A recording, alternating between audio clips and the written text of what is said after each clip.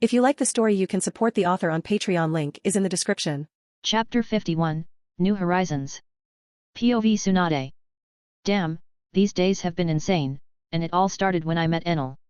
I made a friend in the middle of the night, exchanging drinks without realizing it, only to later discover from him the dark history my former sensei orchestrated behind my back, with the help of his bandaged friend, I have no doubt.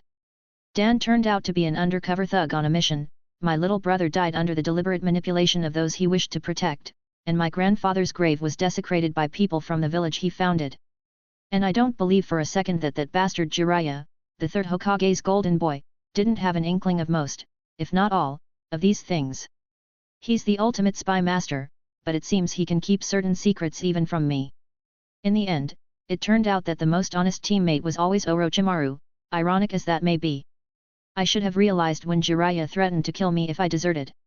Well, now it's time to see if he has the balls to do it. And Enel doesn't seem like the kind of person who stands by when his friends are in trouble. I've already thrown a political shitstorm into the mix by deserting, and now I just need to wait for the fan to hit Konoha, targeting my former superiors and comrades. Later, I deserted Konoha and decided to move to Seimeigakure, but not before leaving that box to Hiruzen. I hope whatever's inside serves its purpose. After discovering that Enel isn't a sage who uses natural energy, I saw a fraction of his speed and how he casually produced a golden apple that seems to be a damn panacea for everything. He threw one at me while stuffing another down Shizuan's throat, causing my student to blush up to her ears. The poison that still lingered in my body from the battle against Hanzo, the salamander. Gone. I spent months trying to eliminate it with my medical knowledge, still experiencing occasional violent reactions that I had to suppress with alcohol. Enel just had to casually pull out a golden apple to outdo me. So frustrating. But I haven't felt this good in years. I no longer have to adjust my nerves to bear the pain, and my muscles no longer tense up.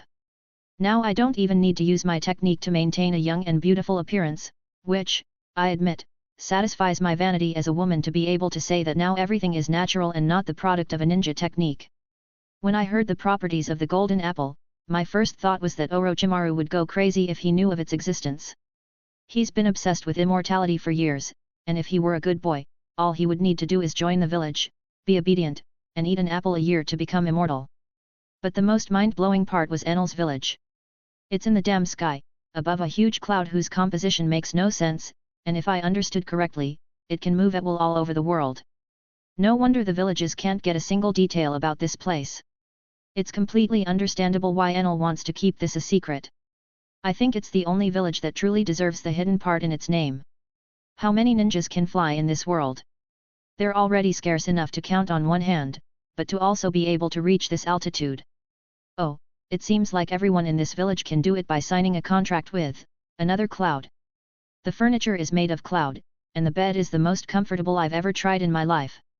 I want to die in this bed. The vegetables growing in the garden make me question what the hell I ate before. The cloud foxes are so stress-relieving that I almost want one of my own. The laboratory is like any researcher's and doctor's wet dream. The data precision leaves me speechless, and the quality of the tools is simply incomparable to anything I've used before. There are machines I didn't even know how they worked until Karin explained them to me. And they're not even the most advanced machines, as I gathered from her words, they're just the most basic and essential ones since they're for public use. I wanted to bang my head against a wall, but it was made of clouds. The fact that the most basic equipment here is even more advanced than Konoha's best research institute, which has had hundreds of millions of ryo invested in it for years. But let's get back to Karin. A young girl who, from what I understood, was Enel's medical student, and I must say I was very impressed. Not only did she manage everything in this place, but her basic medical knowledge is perfect, even more so than mine or Shizuan's. Damn, she even talked about things I didn't know existed as if they were elementary, and she helped me understand many things that were previously unanswered. But when she said straight to my face that she had only been studying for a year, I nearly fainted on the spot from sheer shock at what that meant. Suddenly, I felt a deep level of respect for Enel. If his student had learned so much in such a short time, how knowledgeable was my friend in the field of medicine? She let me take a look at the first book she read, hoping to regain some confidence, but I only suffered a kick in the gut when, after finishing reading, I barely understood a third of its content. I passed the book to Shizuan, who stared at the first page completely puzzled, as if trying to read in a different language. Were we still talking about the medicine I knew? Why do I understand every word but not what they mean when put together? I had to go outside to catch my breath and calm down, but I regretted it immediately when I saw the other village members who were anything but normal. Anko, Orochimaru's former student who had disappeared under mysterious circumstances. I heard about her cruel treatment in Konoha, but I was still surprised to see her here because I knew how much she admired Orochimaru. More so when I found out that the cursed seal she had was resolved long ago, and now she had changed her idol to Enel. Pakura, a woman of great talent and fame who was supposed to have died murdered in a Kiri ambush. I didn't expect Raza to be so foolish as to try to kill his best asset, who was also a great deterrent. Mariko, a remnant of the Uzumaki clan, who turned out to be Kairin's mother. So technically, I had just found some distant relatives of my family, which gave me an even greater sense of belonging to this place. Kimimaro, possibly the last living member of the Kagaya clan. Since when did his bones have a golden color? Oh, it seems Enel had something to do with that, it makes sense.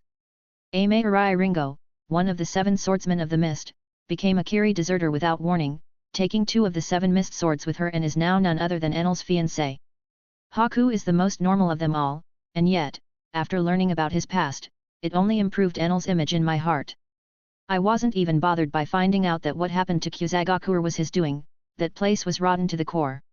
I know, I saw it with my own eyes in the past. Everyone here has their circumstances, but there are no political intrigues, no power struggles, or bribes. They all help each other when given the opportunity and support each other. This place feels like a true home, something worth protecting. Perhaps this was the vision his grandfather originally had in mind? Chapter 52, New Assistant. The time has come to create my own version of Nimue to turn her into my perfect laboratory assistant, and I have Tsunade by my side, looking at the detailed project documents with trembling hands. I think she's reading the part about creating the artificial soul, a poor choice, she should glance at what she can understand instead. Regardless, she agreed to provide me with some genetic material on the condition that she would be present throughout the process and be a part of the project, even if it's limited to the role of a spectator. It was one of the many things we discussed at her complex. I didn't mind, after all, even if I give her a few years, she won't understand the genetic engineering calculations I'm going to use for the body or the abstract concepts behind creating an artificial soul. I'm not belittling Tsunade, I'm just being clear about the level of knowledge involved. I had to use a supercomputer on the island to perform the precise calculations, and it spent months in an overheated state. Mayuri Kuratsuki is a true mad genius. If it weren't for his memories of how to create Nimue and the updates she received later, I genuinely suspect that my first attempt would have created a very terrible being. Naturally, I will create the version closest to the final one possible. Are you ready? I asked her to snap her out of her trance. I'm dressed like a surgeon to set the mood and make her believe it's a solemn moment, but it's not really necessary, as I prepared everything as I obtained it, and Tsunade's genetic material was the last piece of the puzzle needed to set the machine in motion. You could consider the process almost automated at this point, with only a few crucial things needing my approval. Is this even possible? She asked me with a bewildered look. You'll know the answer as soon as it begins, I replied as I approached the console containing the various genetic samples I would use for her creation. All had been properly processed and altered, while the sample I took from Tsunade went through the same process while she had time to read the documents. In fact, I even thought about adding a bit of myself to further strengthen the physical aspect, but remembering the promise Seimeikage made to me, I think it's better not to risk any possible misinterpretation. I'm somewhat excited, I must admit. I'd laugh like a mad scientist, but I don't think I have the ideal laugh in my repertoire to match. Let's press the big red button and let the mad science begin.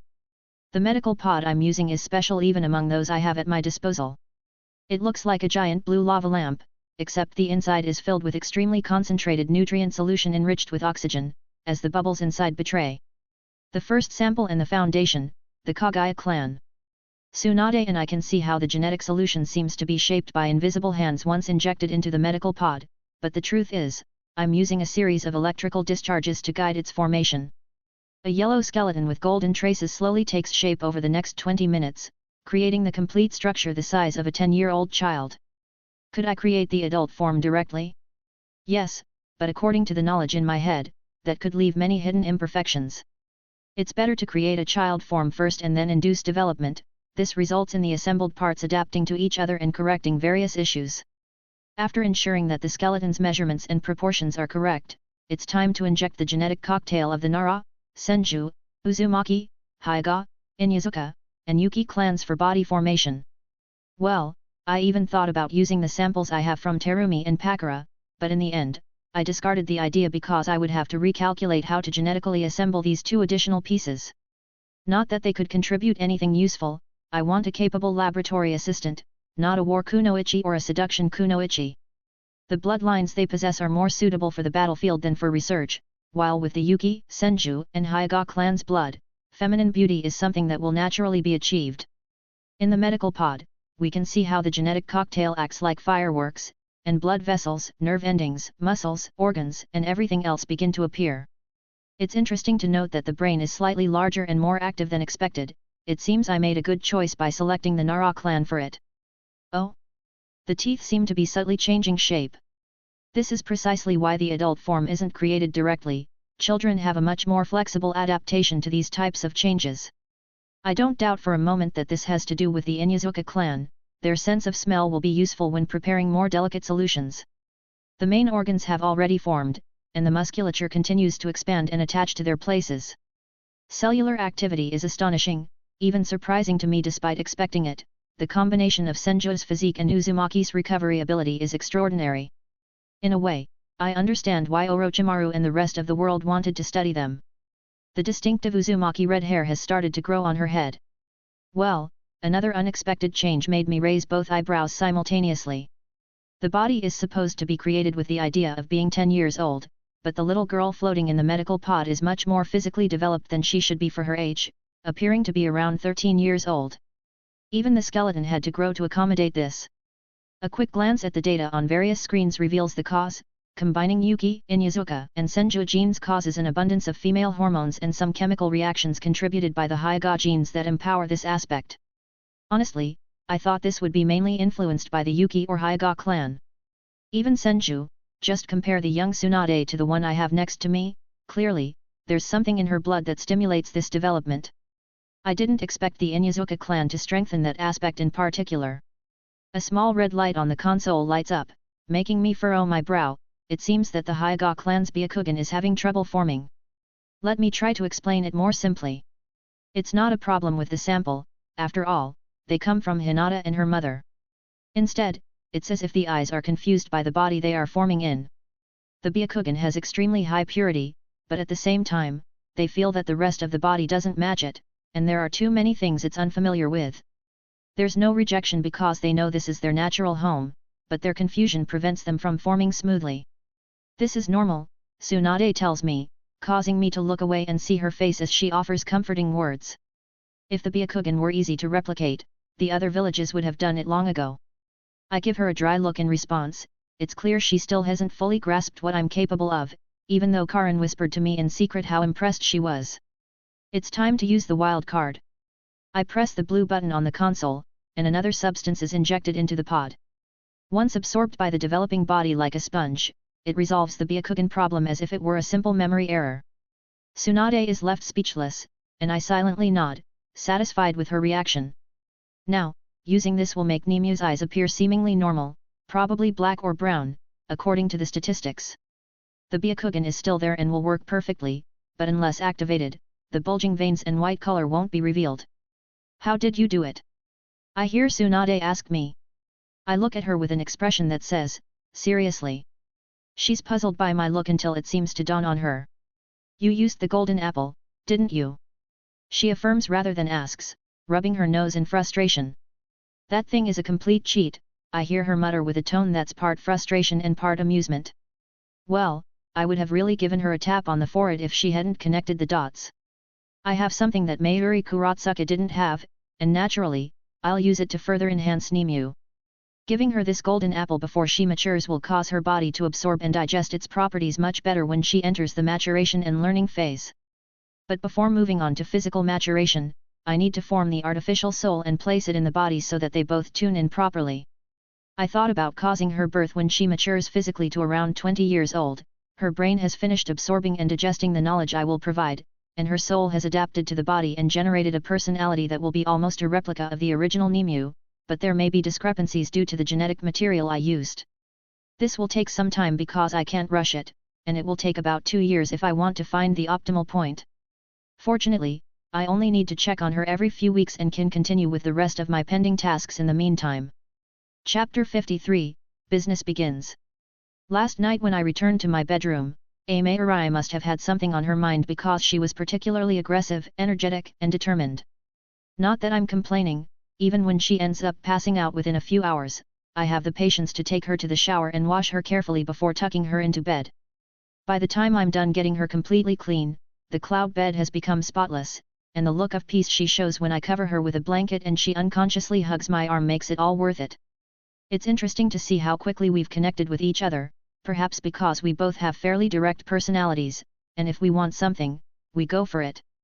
I mean, I really am doing whatever I want in this world without thinking too much about the butterfly effect. Naruto won't have a revelation anymore because he won't meet Haku on his mission with Tsunade. Orochimaru won't meet Kimimaro or fight against Gaara or Lee if Sasuke leaves the village. Karin won't suffer in her old village, her mother isn't dead, and she won't fall in love with Sasuke for saving her from the bear. Although Tsunade can still return to Konoha to heal Lee if she wishes, as our relationship is more of friends than subordination, the chances of her becoming the 5th Hokage are nil, according to her own words. Did I mention that her hematophobia has been cured? It turns out that, thanks to the knowledge of some of the characters I requested, I'm an excellent psychologist when I consciously take on the role. Tsunade herself started a session very skeptical and with a tough attitude. 8 sessions later, she wiped away her tears after letting go and putting things into perspective, and she thanked me from the bottom of her heart. I almost suspect that if I weren't so tall, she would have given me a kiss on the forehead. Anyway, since then, she seems to treat me with much more familiarity. Interestingly, after helping her let it all out and gain perspective, she became more cheerful and didn't gamble as much. Of course, there are still times when I catch her playing cards or dice with Mariko, Pakura, or Shizuan to pass the time, but at least she has the decency not to involve the children or play in front of them. I guess Tsunade wouldn't be Tsunade if she didn't gamble sometimes, it's in her blood, after all. So, to prevent her from ruining herself, again, I even made some cloud coins that act as betting chips. They have no real value but can be redeemed for some favors like spending a whole day with Enel or getting a basket of apples. Yes, they basically act as tickets for small favors, nothing really serious. Furthermore, after seeing how I made Nimue, Tsunade spent much more time seriously studying the medical books I placed in the library alongside Shizuan, the same books that Karin had to learn from and be examined on. The sight of Tsunade wearing glasses and Shizuan receiving guidance from a small Karin was curious at least, but I also decided to join the fun and give a medical lecture that ended with Tsunade taking enough notes to put together a book. It was funny to see her rub her hair as if she were a novice medical student. Enel. I heard someone call my name, and when I turned my head, I saw Pakura approaching me. I heard from Mariko that you're looking for a place to buy a lot of gold at a cheap price. That's right. Do you happen to know of such a place? I asked. I've been having some trouble obtaining the materials to make pure gold for the wedding rings. Among other things, I need several tons of gold, and I can't buy them on the market if I don't want to crash the prices, nor on the black market if I don't want to be swindled. Not to mention, I don't actually have that much ryo with me. But it turns out that places selling such a high volume of gold at a low price are not common, and I almost thought I would have to locate an untapped mine to fulfill my gold needs. Actually, my old village might be an option, Pakura commented with a complicated expression.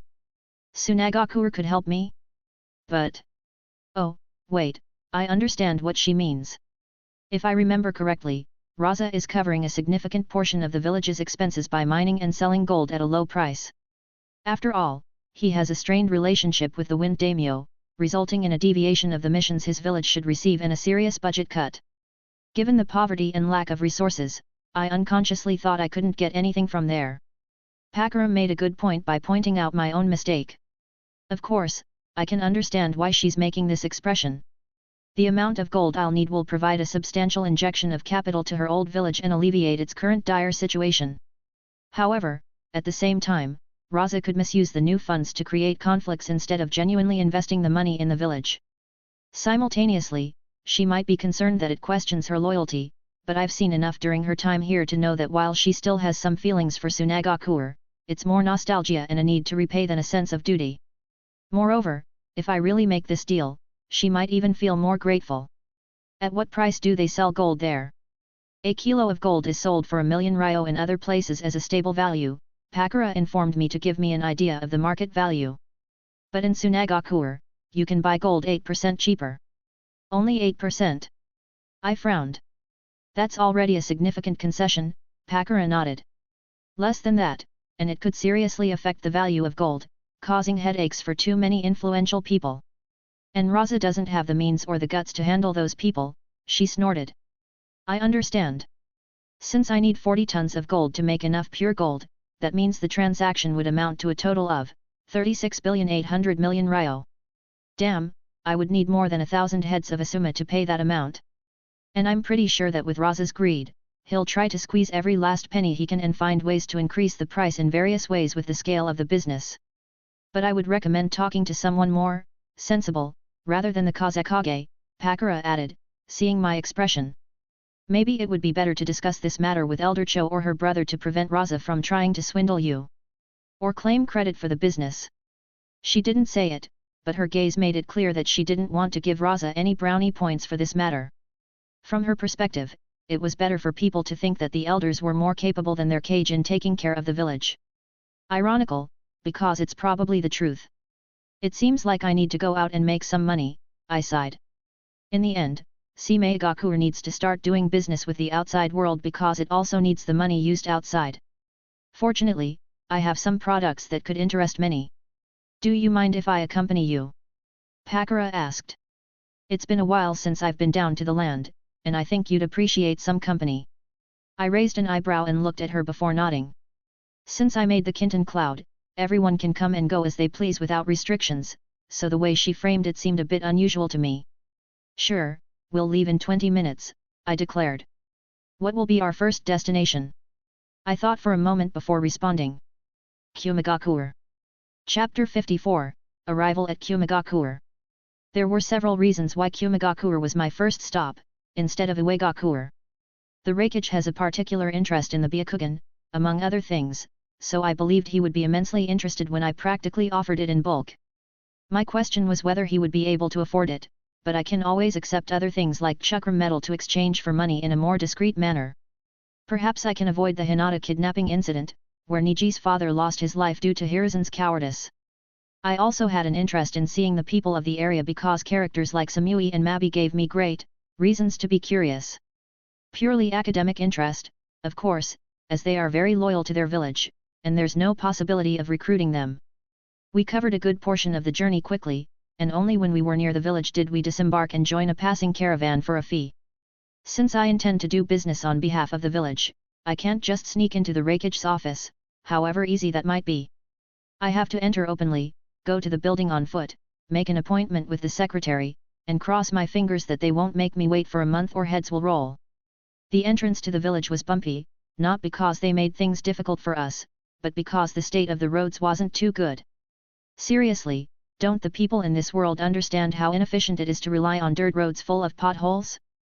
From what I've gathered so far, they only clear away debris that might block the routes occasionally and do no maintenance whatsoever. However, it seems that bridges matter a lot to them. The bridge mission where Kakashi killed Rin, Naruto's bridge mission, the bridge mission where they encounter Kabuto, and so on. Bridges are a constant. After entering the village, I must say it's a complete contrast to Kirigakure and Konoha. The village is located in a range of high mountains, and some of them are literally covered in clouds, so it's not hard to see why it's called that. We can even see the Reikage's office from here, it's the enormous structure at the highest point of the village.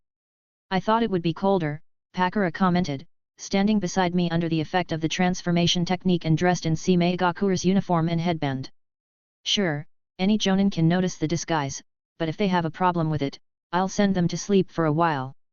I thought so too, but it seems the weather is better than expected, I replied. Perhaps that's why so many Seimeigakure ninjas go sleeveless in their uniforms, it's not just because they want to show off their toned arms. Let's first find a hotel, I said as I looked around and started searching. Pakura looked at me with wide eyes. Yes, I can see she's having some wayward thoughts. Come on, it's not that complicated. I've seen how she reacts to me, then there's Aimei's territorial action, and later comes Pakura's invitation. They've probably talked about it already, and Pakura got the green light. It's just that, ultimately, Pakura needs to muster the courage and take the first step. For my part, I think I've made it clear that I'm not against the idea. We don't know when we'll get an appointment to see the Reikage, so it's better to have a place to stay, I clarified. Oh, of course. She seems to understand that she's overthinking things and nods while catching up with me. I'm drawing quite a bit of attention. It's not just my height, I stand out like a white spot on a candy-colored road, and Pakura also attracts some glances due to the village's peculiar uniform. This place looks good. We didn't have to walk too far to find a nice-looking place, carved directly into the mountain's rock. What if you go and arrange the appointment with the Reikage while I book a place? Pakura suddenly suggested, a question out of nowhere. Well, this doesn't seem suspicious at all. Sure, shall we meet at the restaurant we saw on the corner? I asked, recalling the menu they displayed. They seem to have some interesting local specialties. Pakura looked at me puzzled before becoming nervous, but I didn't bring anything to wear. Is it really necessary? I rubbed my neck with my hand, tilting my head slightly to one side. It doesn't seem like the kind of restaurant for picky eaters, and I think you look pretty right now. I can see steam coming out of her ears after receiving an unexpected compliment. She mumbled something incomprehensible before nodding and entering to secure a place. I guess I can't be as direct with her as I am with Aimei, I seriously reflected, realizing that each person is a different world. Both of them have an endearing shy side, but Pakura can get a bit overwhelmed if I push too much at once. It's better to take it slow with her and let her get comfortable before trying to advance one step at a time. Fortunately, it's not difficult to enter the Reikage's grand building. Given the number of people coming to submit missions and other matters, there were several people attending to counters for various purposes. I asked one of the guards there which one I should go to for my purpose, and in less than 5 minutes, a charming young lady was listening to my request. I think her name is Ran, and I would swear she appeared in the series at some point, but I'm not entirely sure. So, if I understand correctly, your village wishes to present 3 specialties to establish trade between our villages, Ran summarized. May I ask what kind of products they are? It's not a problem to show them, but I don't think it's appropriate to do it here, and I'm sure having some discretion would be preferable. We were at the reception, and I wasn't going to take anything out in front of so many people. There are too many greedy individuals. I understand, Ran nodded, realizing that it could be a delicate matter. In that case, please follow me. She pointed to a side door that was probably a separate room for verifying these kinds of matters. After placing a sign indicating that she would be away for a few minutes, she led me into the room, and indeed, I saw hidden isolation seals on the floor. Not very well hidden if I can find them, to be honest, although maybe they're deliberately shown. I know she'll ask me to take out the items, so I retrieved a scroll and handed it to her, indicating that everything was inside. She opened it on the table and released its contents, showing a jar with 2 white eyes floating in green liquid, a red apple with orange spots and even smaller yellow spots on it, and some cloud-like furniture. Byakugan. Ran's eyes widened, and she was glad she came here, even though she didn't recognize the 2 additional items, she didn't dare to be negligent. Do you want to sell this pair of eyes? A pair. I gave her a disdainful look. How am I supposed to do long-term business if I only have 1 pair? Ran flinched at the implied meaning of those words. Perhaps I have 2 or 3 more pairs. I will immediately convey your intention to the Reikage. Where can we locate you? I gave her the name of the hotel, and after asking her to pack everything back into the scroll, I took it and left while the guards curiously watched Ran rushing upstairs to the Reikage's office. In less than 3 seconds, we could hear the Reikage's yell from the outside. Nanny. Chapter 55, We have a deal. The products I came to offer are naturally the Byakugan, but I also have some smiles that I made to see if they work correctly and cloud furniture to get some additional ryo. Oh, the smiles I made are different and don't produce toxic waste, but they still have a certain level of instability due to my alterations. All of them would grant common animal zoan abilities, but the degree of transformation won't be as exaggerated as we've seen in some cases because I also reduced their power levels. Ears, arms, tails, horns, etc. That will be possible, but they won't have animal heads with their own consciousness in the body, that would be too strange even for the minds of the ninjas here. Also, their children won't inherit those traits or strength enhancements, nor will they be able to replicate the effects by analyzing their blood. I made sure to take measures about that. I met Pakura at the designated location, and we entered the restaurant together.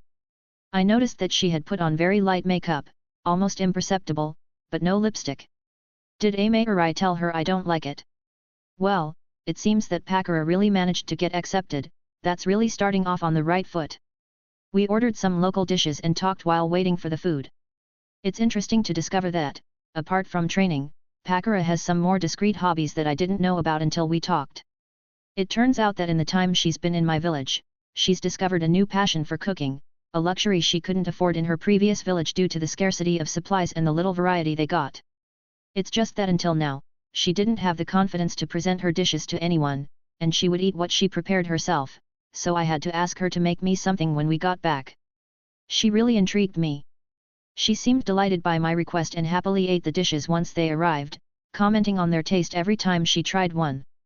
It seems her interest in cooking has extended to trying to understand how others prepare dishes as well, and I must say, she has a more discerning palate than I do. After finishing our meal and bypassing the two waiters who had passed out from delivering and clearing the plates, I paid the bill, and we left the restaurant with satisfied expressions. Pakura reached out her hand to take mine slowly but was startled by a ninja who appeared suddenly. I apologize for the interruption, but Reikage-sama is available to see you now. Please follow me, he told us. Pakura put her arms behind her back, and her face turned red, and I shot a glance at the ninja that made it clear he really appeared at a bad time. Given her unease, I think she also realized it, and at least he had the decency to act embarrassed. Okay, let's go, I sighed somewhat irritated as some lightning crackled around my shoulders. When we head to Seimeigakure, we'll do it the other way around. First tourism and then request an appointment with Onaki. The ninja led us to the Reikage's office, where he was already pacing around in his restless office while Ran waited in a corner. Reikage-sama, I brought the guests, the ninja informed, receiving a nod from his boss and bidding us farewell. The fourth Reikage, looked at both of us for a moment before inviting us to sit down. I heard that your village wants to sell us byakugan, he asked, as direct as I expected. That's just one of the 3 products I'm willing to trade. For now, I gave Pakura the same scroll I had given to Ran earlier, and Pakura understood what I wanted her to do. The Reikage observed the 3 items that appeared on the table for a moment before his gaze was drawn to the white eyes. How many do you have? Seimeigakure will get them all, the Reikage declared without beating around the bush. Before that, perhaps you would be interested in knowing the details of the product. I took out another prepared scroll that detailed the peculiarities of these byakugan, the effect of the smiles, and some additional cloud furniture. Maki stepped forward to take the scroll and read it to the Reikage since the muscular man seemed too tired to handle paperwork. As the information was recited, A's expression became more serious, and when he understood that the seemingly useless fruit could actually strengthen his people, he looked at it in a new light. He even showed a slight interest in the cloud furniture. Do you mean that as long as we place an order, we can get as many of these as we want? The Reikage exclaimed, trying not to appear too impressed and failing miserably in the attempt. More or less, the conditions are in the scroll that your secretary took, I pointed out, and I was about to call her charming, but something in my instinct told me this wasn't the best situation to do so. Conditions. A looked at Maki, and she handed him the scroll directly, clearly too impatient to wait to hear it. The Reikage read the conditions and blinked, reading them 2 and 3 times to make sure there was nothing else. He even pulled on the scroll to see if there was more to open. Is that all? The Reikage looked at me incredulously. Yes, that's all, I confirmed. As long as these conditions are met, my village will have no problem trading these products with yours. A stared at the scroll and thought deeply for several minutes, during which I offered apples to everyone. To Pakura, Maki, the ANBU on the roof. Is this also from your village?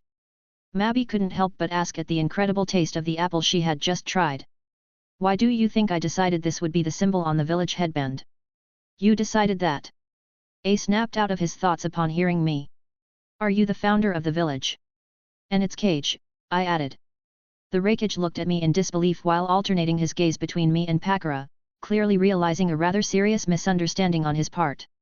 But you don't have chakra. He obviously noticed it, but I think it's necessary to show some strength or he'll have some thoughts. I don't need chakra, I can beat anyone below cage without it. I raised my hand and made an electric current circulate between my fingers like an extremely vivid snake. The ninjas present tensed up, except for Pakura. As experts in lightning manipulation, I could tell it wasn't ninjutsu, and what I was manipulating between my fingers was completely natural lightning. Their minds began to work to try to calibrate my level of strength, but they simply couldn't make an accurate estimate because I didn't have chakra. Which is exactly what I wanted. If things go really well, they might even think I'm using natural energy or something. Strength commands respect, but not knowing the depth of the other party's strength also imposes a bit of anxiety and fear.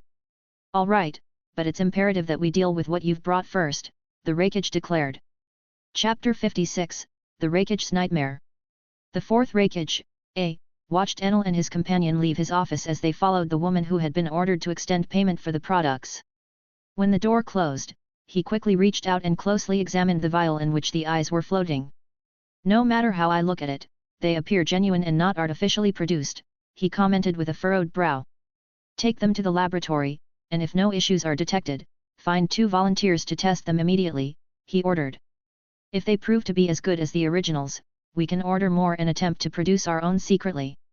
Yes, Reikage-sama, nodded Mabi as she jotted something down on the tablet in her hands.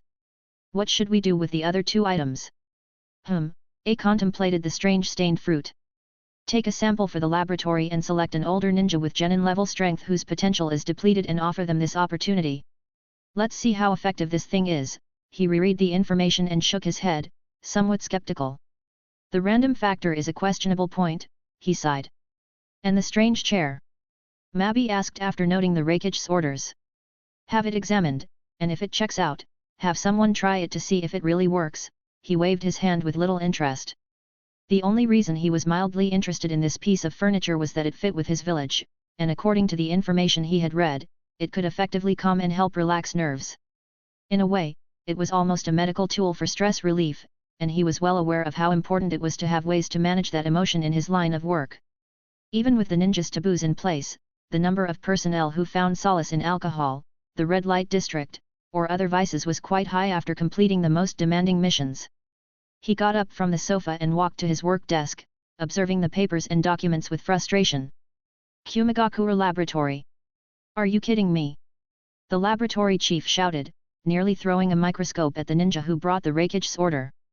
We've been researching the Byakugan for years with little to no results, and now you're telling me another village has effortlessly created artificial versions? Not only that, but they want to sell them in quantities like it's cabbage. Just make sure they don't have anything harmful, the man responded, accustomed to the woman's eccentricity. You have 1 day. Do you think 1 day is enough to analyze this? The chief narrowed her eyes. Reikage-sama isn't asking you to replicate it, just make sure that putting it on someone won't kill them or something. The man knew that the woman wanted time to decipher this achievement that had eluded them for years, but the orders were clear. Fine. The laboratory chief conceded when she couldn't find any loopholes to exploit, and she angrily noticed that the ninja was still not leaving. Why are you still here? Reikage-sama wants you to thoroughly analyze these samples as well, the ninja said as he pulled out a piece of smile fruit and the cloud-shaped chair, which, for some reason, they couldn't cut a fragment from. The ninja had to run for his life when the woman thought he was joking and tried to throw a centrifuge at his head. I don't understand why Reikage-sama puts up with that woman, the ninja shook his head as he returned to his post, relieved to be away from this place. She may be our best researcher, but her personality is that of an arrogant bitch, he complained irritably. The next day, the ninja returned to the laboratory and took several deep breaths before opening the door. Are the reports for Reikage-sama ready regarding what? Determined not to stay longer than strictly necessary after what happened yesterday, he went straight to the point, hoping to leave as quickly as he had arrived. What he didn't expect was the state in which he found the laboratory. Vials shattered as if something had exploded from within, bloodstains on the floor, crumpled papers and scratches on the chalkboards filled with data. Even the walls were covered in numbers and compound chains. Enemy attack. He narrowed his eyes and deftly pulled a kunai from his tool pouch, positioning himself to react quickly to any form of attack. He almost leaped to attack when the side door creaked open, and from inside emerged a haggard figure with large dark bags under her eyes and disheveled hair. It took him a few seconds to realize that it was the same laboratory chief who had almost turned him into pulp the day before. What the hell happened? He asked, relaxing as he realized it wasn't an enemy attack but one of the rare episodes of scientific hysteria that his friends had told him this madwoman could have. It had only happened 3 times so far, and it was never good news. This is what happened. The laboratory chief pulled out a thick folder full of papers and dropped it on the table, which groaned under the weight of the document, much to the ninja's surprise. I don't know where you got those Byakugan, but if their medical technology is even a tenth of what I suspect, you better not put the village on their bad side. All these documents are for the samples? He asked, swallowing unconsciously at the thought of the paperwork the Reikage would have to go through and imagining the death stare he would undoubtedly receive for being the bearer of his nightmare. No, this is the report on the Byakugan you brought me, she pointed with her finger at the folder that was bowing the table downward. And this is the report on the fruit. She went into the room from which she had emerged and returned with an even larger folder, which she had to hold from below with her hands at the waist to prevent it from breaking due to its weight. The ninja gulped when he saw all the papers that the Reikage would have to review and imagined the death glare that awaited him. And the last? He almost dreaded asking. I couldn't even analyze it. The woman rubbed her eyes, which had barely closed since yesterday when she started working, not having slept the entire night due to the excitement and shock of the results she had obtained. But I can confirm it's just that, a terribly comfortable chair. All right, he really didn't want to delve into it, he just had to remember to call someone later to sort out this mess. Go back and rest for 2 days, I think you really need it. Give me 4, the woman demanded, even in her current state with bloodshot eyes. And if the village manages to get more of these products, I want half a dozen to study. Take the 4 days, as for the rest, discuss it with Reikage-sama when you return in better condition. The ninja stored all the documents in a storage scroll to avoid straining his back and went up to the Reikage's office to deliver the scroll. After leaving it on the desk, he quickly left, making sure he was already out of the office when his superior pulled the documents out of it. It is said that on that same day, a cry of lament was heard throughout the village. Enel and Pakura exchanged glances upon hearing the scream, but a second later, they smiled and ignored it as they continued their picnic on the mountainside, their hands intertwined in comfortable silence, enjoying each other's company. Chapter 58, Try the Fruit. Mabi looked at the Reikage with pity, who was slumped over the table with an empty gaze, trembling, after somehow managing to finish reading the exhaustive report that had arrived at his office in just 3 hours. If he had known it would all end like this, he would have ordered everything to be summarized on a single sheet of paper. No, half a sheet at most. Reikage-sama, here's your coffee, it's the dark roast you like. Mabi gently placed a tray containing a steaming jug of dark liquid, an elegant cup, and sugar cubes on the table. The Reikage reached out with difficulty and took the jug before pouring its entire contents down his throat, ignoring the small cup and sugar. A few seconds later, he returned to his energetic self. Thank the sage that the position of Reikage includes an endless supply of coffee. I'm back. Now, where were we? The Reikage regained his memories from a few moments ago and shuddered imperceptibly. Right, did you manage to find what I asked for, Mabi? I'm afraid I'll have to disappoint you, Reikage-sama, Mabi said solemnly while carrying out her role as an assistant seriously. There's almost no information about Seimeigakure, not even in the black market. The only thing we could find, and it was more of a coincidence, is that Kirigakure and Konohagakure seem to be discreetly seeking information about it as well, but we don't know if it's routine intelligence gathering or if they have other motives. Do we at least know which land they belong to or their approximate location? A asked, clearly dissatisfied with the results but not blaming the highly capable Mabi. No, but we did find out that they have no similar treaties or trade proposals with the other villages, which means... Mabi's eyes lit up. Do you think we could squeeze an exclusivity contract out of them? A understood where his assistant was going with this and considered it. I see it as highly unlikely, if not impossible, the Reikage concluded shortly after. Setting aside the unknown strength they demonstrated to dissuade us in a not-so-discreet manner, they gave us enough face by having their cage come to offer the proposal in person, and the conditions they requested are so perfect that they don't seem real.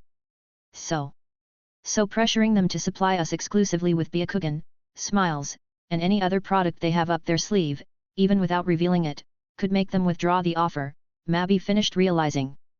That's right, the Reikage nodded. By the way, how did the fruit test go?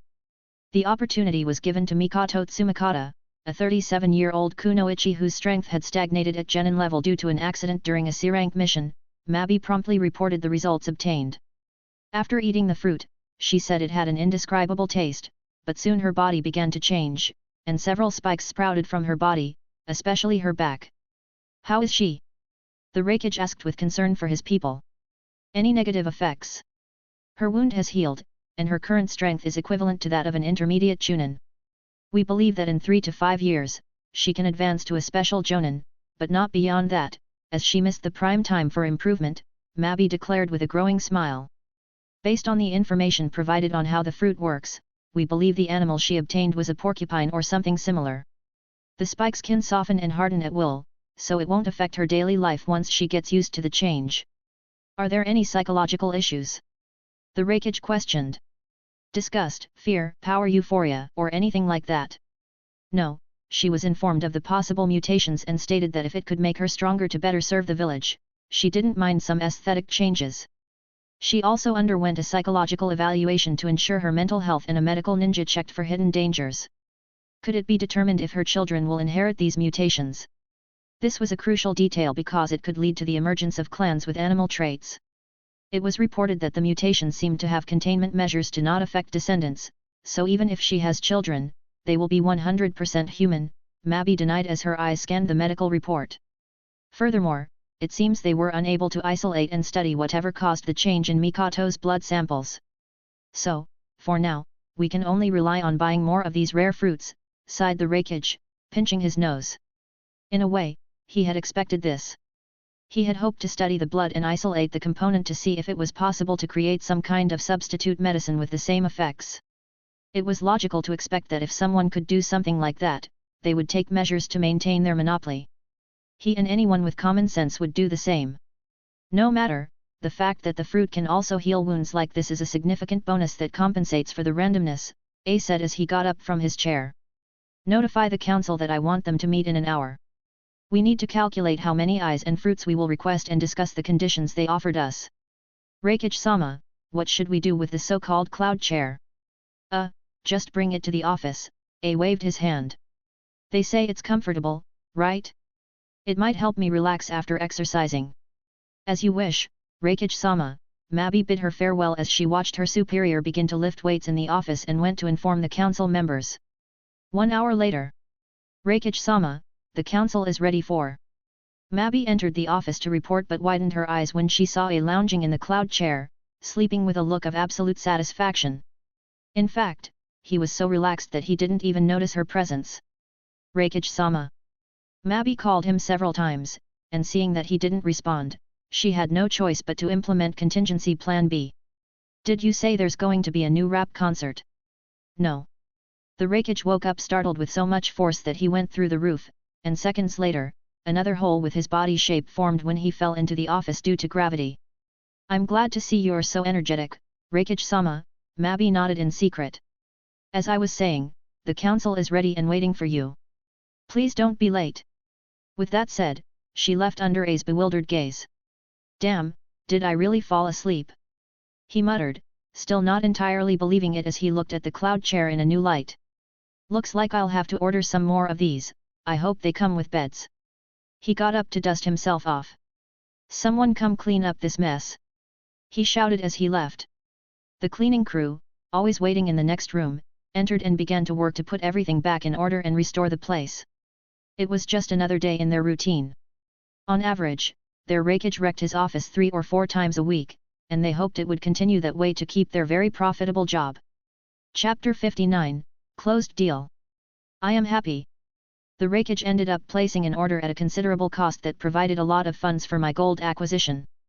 Moreover, when he learned that was my goal after meeting again and talking in much friendlier terms, he offered to pay for the order in gold, something I only partially accepted along with a bit of chakram metal for various reasons. On one hand, because with the difference in the price of local gold, I would be at a loss compared to acquiring it in Sunagakure for less. But I also don't know if Raza could provide the volume of gold I desire, so getting some from other places isn't a bad idea. It also prevents them from getting too many funds because, according to Pakura, the village's situation was really bad. With all the money they get from me, they might only be able to cover the deepest holes in their budget. Holes so dark that civilians are unaware of to avoid panic and mass exodus from the village. It could be considered a win-win for everyone present, but especially for me, since the benefits I obtained compared to production costs were above 1500%. Advantages of having a monopoly: no one can compare prices, and they don't know if you are pulling their leg. As for the chakra metal, I wanted to study it a bit in depth and see if I could do something useful with it. I have an idea, but I simply don't know if it would be possible until I have a detailed analysis of its exact properties. And that's why I can't give you any exclusivity, I told the Reikage after a long speech that means nothing but, I don't want to, period. I guess I'm considering the possibility as a shot in the dark. I bet it was Mabi's idea. If it works, great, and if not, well, that's expected, there's no disappointment. I understand, the Reikage nods and looks at me seriously. Curious, it seems that the change in attitude only came after they saw the effects and the deal was sealed. But since you are our first business partner, I can give you some additional details that might interest you. One always has to give a carrot after giving a stick. Oh. I won't go into too much detail, but currently, only your village and Seimeigakure are qualified to have the same opportunity to negotiate with us, I said as I watched him open his eyes in surprise. So, as long as you don't have moles reselling what you buy or spies, you could actually consider it exclusive for a few years. Pakura turns and looks at me intrigued, probably wondering why I'm telling the Reikage this. Everything has its purpose. Do you mean you won't try to sell the Byakugan and the rest of the things to the other 3 great villages for the time being? Mabi looks at me surprised. Not for now, I replied as I took out an apple and started biting into it. I'm starting to feel like Ryuk, I have an apple addiction. Can I ask why? Mabi tries to inquire, but it's fine, I intended to say it later even if they didn't ask. Do you think Sunagakure can afford them? I asked. Everyone shook their heads without exception, knowing the economic problem the village has in the sea of sand and wind. Even Pakura knew that if Raza or the council wanted to buy my things, they would have to trade it for something of equal value to stand a chance. And that was my purpose, exchange as much gold as possible for my products before paying the rest with money. If Raza suddenly has too much, who knows what foolishness he'll do. Maybe declare another war to satisfy his need to boast about himself. He's the perfect example of why a cage should not be chosen solely for his strength. He has no idea about diplomacy or politics, as evidenced by his relationship with the current daimyo, and his ability to handle the economy is even worse. In fact, if it weren't for his ability to extract gold from the desert that the village desperately needs, he would probably have been ousted from the position years ago. Just put the errand boy in charge, and you'll get better results. I also hold a grudge against Raza, to put it in some way, I continued, winking at Pakura so that the others couldn't notice. While Konoha has Danzo and Sarutobi, so, no, nothing for them. Although the Hyuga clan's reaction will be hilarious. What's the point of having a branch family with the birdcage seal with my business underway? I've just given them the perfect reason to nullify that stupid tradition. And Kirigakure? The Reikage asked. So far, he loved what he heard. Enel basically told him that he couldn't stand the cages of those villages and doubted he would do anything unless they died or something. Oh, they have it very easy, actually, I shrugged. They just have to publicly apologize for their mistake, they can forget about any deal with me until then. Mistake. Mabi was aware of Kirigakure's interest in obtaining information from Seimeigakure, but couldn't get details in such a short time. They disrespected my fiancé, my eyes crackled dangerously with lightning, and the air tensed so abruptly that I had to restrain myself when I realized it to return to calm. I don't usually take these things very well. Apparently, I'm the grudge-holding type. This had a double meaning in the eyes of those present. Humiliating a whole village by demanding a public apology, whatever the reason, shows that under that carefree smile, Enel is actually quite vicious and knows how to return blows so that they hurt for a long time. At the same time, they understand a simple point: don't cross me because you won't like what comes next. The Reikage saw no problem with the message. Unlike his complicated relationships with the other great villages with years of conflicts and hatred, his first contact with Seimeigakure was really good. They have enough strength to speak, made a significant trade agreement, and have no conflicts of interest thanks to the conditions Enel proposed. The terms are clear, and although the price hurts a bit, it's worth it to get closer to a village that, according to what he read in the dam reports, he hates those papers, is more medically advanced than any other. In fact, the Reikage was more than happy to know that they only had to worry about Seimeigakure getting these things, and knowing how stingy Onaki is, he knew they had enough time to gain a small advantage. And by the time the rest of the villages could have a share, they would already be far ahead. By the way, Reikage, A was taken out of his thoughts when Enel called him. Is the number of cloud furniture correct? You didn't accidentally write 2 extra zeros, did you? No, everything is correct. The Seimeikage assured.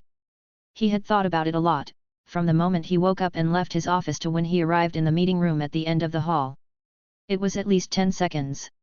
If he could supply cloud sofas, beds, and chairs to the whole village, the overall stress level would plummet, and rest levels would increase. It might even indirectly boost birth rates.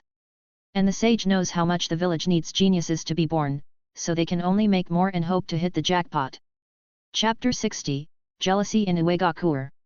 Reikage's office. Have they left the village yet?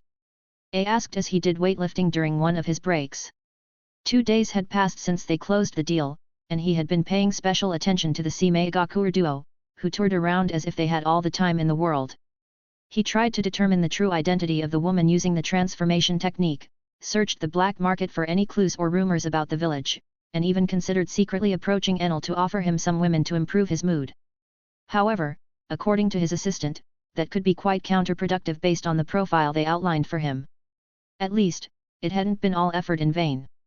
According to his informants and the intelligence department that worked overtime these days, there was a high possibility that Jiraya Ringo was the mentioned fiancé of Enel. And that only made him feel more respect for that man. Yes, Reikage-sama, confirmed Mabi after receiving the report from the ninjas who were watching them from a respectful distance. From the information the villagers helped gather, it seems that Enel-sama has no intention of hiding that Seimeigakure will be his next destination. I don't know if that old Onaki will be able to see beyond the Byakugan, reflected the Reikage out loud. With some luck, he'll despise the potential of the smiles and divert his attention to the cloud furniture, his hip knows he needs it. Do you think they'll reach an agreement? Mabi asked. If he can resist the urge to test them, maybe, replied A. I just hope they catch him on a bad day, and he ends up losing this opportunity. It would be great to have the monopoly for as long as possible. Reikage-sama, have you noticed that neither of them seemed to be using anything they were offering? Mabi pointed out, realizing during the days of surveillance. Enel-sama didn't have the Byakugan in either of his eyes, and although his companion was disguised, I suspect it was the same case. They also didn't have animal features. Yes, I thought the same. A might seem not very intelligent, but he held his position for more than just his strength. They might not be attracted to those benefits or they have something better for themselves, Mabi concluded, understanding. But what could be better than the Byakugan? It's possible. Do you suspect that they might also be able to do the Sharingan? I don't know, replied A as he put the weights on the floor. But as long as we don't have a conflict of interest, let's keep it friendly. Inform the lower levels to comply with the conditions of the deal or they will be punished according to the village's laws. I did that shortly after closing the deal, assured Mabi, once again demonstrating that she was ahead of her boss. Good, the Reikage nodded satisfied with his assistant's efficiency. Anything else to report? Do you still want to go ahead with the plan involving the Hyuga clan? Of course. Even if we have a supply of artificial Byakugan now, getting some natural ones might help our research department imitate their creation as well, affirmed the Reikage without hesitation. Anything else? It's about the upcoming rap concert organized by Enel's POV. Touring Seimeigakure was entertaining, but there's not much to see, and after a few days, I decided to leave. Pakura's mood has improved, and she seems less inhibited. Despite the tacit dates we had and a more personal approach, she hasn't really said anything about her feelings. As expected, this relationship might need a softer approach. But we have time, now we're going to visit Seimeigakure, and then our destination will be Sunagakure. Since we've toured leisurely, we decided to pick up the pace a bit towards our next destination. Pakura is flying on the Kinton cloud, while I use my devil fruit abilities to easily keep up. Pakura laughed until tears seeing the expressions of the occasional villagers who saw us on the way, amazed as they witnessed the thunder god kidnapping a beautiful maiden, according to the exact words captured by my mantra. We're moving at a height high enough not to be clearly seen, but still recognizable as humans. In fact, Pakura isn't even maintaining the transformation technique since she summoned the Kinton cloud and hopped on it. It was cute to see her blush when I told her what I heard and glanced at me to gauge my reaction, which naturally, agreed with her. Without a doubt, I took a beautiful woman. We finished our journey with not too many incidents. There was only one occasion when Pakura laughed so much at the reactions of the villagers that she fell off the cloud, and it picked her up while she was falling during her scare. It was then my turn to laugh heartily, even with Pakura's reproachful look, I didn't hold back at all. Seconds later, she joined my laughter, recognizing that what happened was actually funny, even if it made her heart race as she fell. We made sure to go through less populated areas in the last stretch and landed on the ground to check the map. Once we were sure of the direction to take the nearest road to Seimeigakure, we started walking there. I wonder if Seimeikakure's spies in this village will report our arrival to the Seimeikage later. Will they realize that the speed at which we reached our destination is more than fast? In any case, the entrance to Seimeigakure posed no problem for me. In fact, the problem, if it could be called that, was for Pakura as she saw the female ninjas handling the visitor papers look me up and down while not so secretly wiping drool from their lips. I had to suppress my laughter at her jealous reaction and maintain a polite but disinterested expression. I don't know what to think, really. Whether my attractiveness is revealing itself to the world or if the kunoichis of Seimeigakure have more courage to express their interest unabashedly. Although, in reality, they can't be blamed, judging by the male population I'm seeing around, they really don't have many good options available, so it's natural for them to be interested in attracting foreigners. It's interesting that despite seeing the headband of my village, they only did the registration like the others. Very different from the rude treatment I received in Konoha, although I could still feel someone leaving after the registration. Pakura has changed to a less pronounced feminine appearance with long brown hair, she even shortened her height to make it more puzzling. Although I wonder if the look the kunoichi gave her afterward was because she realized she was with me or because she noticed the disguise. I think it's more likely to be the former, after all, Pakura's level is quite high, and unless the kunoichi was a censor, I doubt she is anything more than a chunin. Anyway, let's see how the visit to Seimeigakure goes. Chapter 61, Candy Apples. I'm currently at one of the few parks in Seimeigakure that adds a bit of greenery to this place of rocks and soil, melting some caramel in a pot and covering my fantastic apples with it while they are skewered on wooden sticks I bought from a nearby stall. Pakura is beside me, happily eating, and sitting next to her on the same bench is a girl about 8 or 9 years old enjoying the same treat completely for free. How the heck did we end up eating caramel apples with Kurotsuki? Yes, I mean the young granddaughter of Onaki. Well, you don't need to go back too far in time to explain what happened. As I promised myself, this time we are sightseeing before requesting a meeting with the local cage. We found the well-maintained park, and both Pakura and I felt like having caramel apples. So, after buying what we needed from nearby stores, I got to work in a corner designated for family picnics.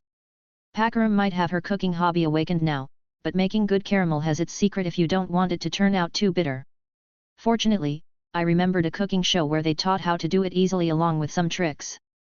A little later, the sweet aroma spread around, and before I knew it, I was surrounded by children looking at the caramel apples as if they were the most beautiful jewels. Sweet and crunchy jewels. Pakura gave me her puppy dog eyes look, and reluctantly, I handed several out to the children to make them leave us alone. The parents were watching and didn't stop me, immensely amused by the situation and happy to see their kids running over while bragging about the snack. Am I mad at the kids? Of course not, they're just kids. Just a little annoyed by the parents who didn't even come over to say thank you or offer to pay for the candy. Next time, I'll make sure to ask Pakura to create some upward air currents to keep the aroma from spreading, and we can avoid a repeat of the situation. Luckily, the caramel was just enough for everyone. Now, it turns out there was a girl who didn't come with parents, and that was none other than Kurotsuki, whose eyes shone like stars when she bit into the apple. Oh, I don't think she's really alone. As Onaki's granddaughter, I'm sure she has some jonin watching her 24 hours a day to make sure nothing happens to her. The only reason I haven't been interrogated, a shirtless man handing out sweets to children, is because they themselves witnessed that I was minding my own business until they all approached on their own. In fact, I swear I heard some laughter from where they hide. Anyway, it turns out that while I was busy handing out caramel apples, the girl started talking to Pakura, and they got along. I'm not surprised, in fact, I remember that her older version was quite calm and friendly with her people. Sure, she was a bit sarcastic with her grandfather and still had a small childish side, but she was very loyal to the village. Damn, she even supported killing Killer Bee and Naruto instead of the plan to protect them, thinking that might be the best plan for the benefit of her village. I don't judge her, I would have done the same in her situation and maybe more. What I didn't expect was for Pakura to take the opportunity to accidentally mention the purpose of our visit, resulting in Kurotsuki offering to arrange a meeting with her grandfather for us in a quite presumptuous way. Well, she's small, and these little tricks will still work with her. Even if the Watchers wanted to make her change her mind, it was an impossible project. Because if Kurotsuki had something similar to her grandfather, it was her stubbornness. So, the best they could do was to help her in advance and secretly, so the schedule of their cage wouldn't be completely disrupted by the sudden and non-negotiable visit of two people who gave candy to his granddaughter. Yes, I can already see the expression he'll have when he sees us. I'm not worried, the moment his old butt sits in a cloud chair, the old man will be almost dancing in the palm of my hand.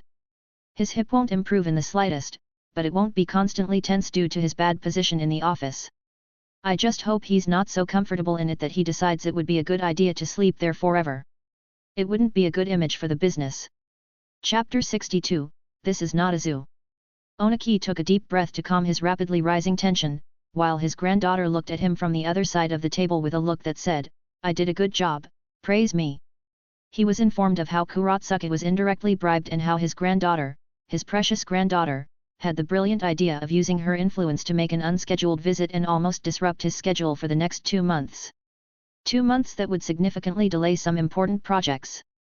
Moreover, the visit didn't even seem important. Just 2 representatives of some idiot who thought founding a new ninja village would be smart in the current landscape, whose purpose was to present a simple business proposal. At least, that's what he thought until he saw that one of the products was an artificial byakugan. This immediately changed his attitude, internally nodding as he praised his granddaughter for inheriting his keen eye and intuition. Not that he was praising himself, not at all. But the limitations of this artificial eye were annoying, though understandable, and he would have probably done the same if he had the capability. The impossibility to recycle the eyes was irritating from a buyer's perspective, so he tried to see if it was possible to buy the production method instead. If they refused, they could always go and raid their village to obtain the research documents. It wasn't the first time Seimeigakure took the more direct route, nor would it be the last. To his surprise, they actually had the courage to refuse when he asked for it, and in a firm manner. They, a tiny village that no one knew, were standing up to one of the 5 great ninja villages. He made a mental note to raid their village when his espionage department located it, for now settling for buying some pairs immediately to be sent to the lab for study. After all, that money would come back the moment they cut a deal with the other party. Then they presented a strange, unappetizing-looking fruit with a strange name that could give its consumer an increase in strength in exchange for some animal-like traits, as he understood. He didn't even bother paying attention. Who knows if that could contaminate the lineage of his ninjas in the long run. Seimeigakure will not become a zoo just for a bit more strength. Just think about how the world would mock them and the loss of reputation, absolutely not. Given the nature of the first 2 products, he was stunned for a moment when they presented the cloud furniture. The price was several times that of the chair he currently used, but after trying it in person, he simply didn't want to get up and bought a good amount of them directly. His hips didn't even hurt after working for several hours in his new chair. He definitely has to figure out how to manufacture these things when he sweeps the village, it's just too good for others to enjoy. Enel's POV. I knew Onaki was stubborn, but I really didn't expect him to dismiss the smiles so easily. He didn't give them more than 15 seconds of attention. Stranger still, he decided to buy a specific amount of artificial byakugan and cloud furniture that he carried on him on the spot, but he didn't place any additional orders before bidding us farewell. You noticed that the Tsunade doesn't seem to have good intentions toward us, right? I heard Pakura while resting in the room we reserved. I think Seimeigakure will soon join the rest of the villages in trying to gather information about us. The only one still ignoring our existence is Sunagakure, and that will change after the visit to get the gold. I didn't realize, but it was a possibility I would expect from any cage of a large village. As for the gold, do you think it would be better if I made a long-term deal instead of just buying everything on the spot? I asked her.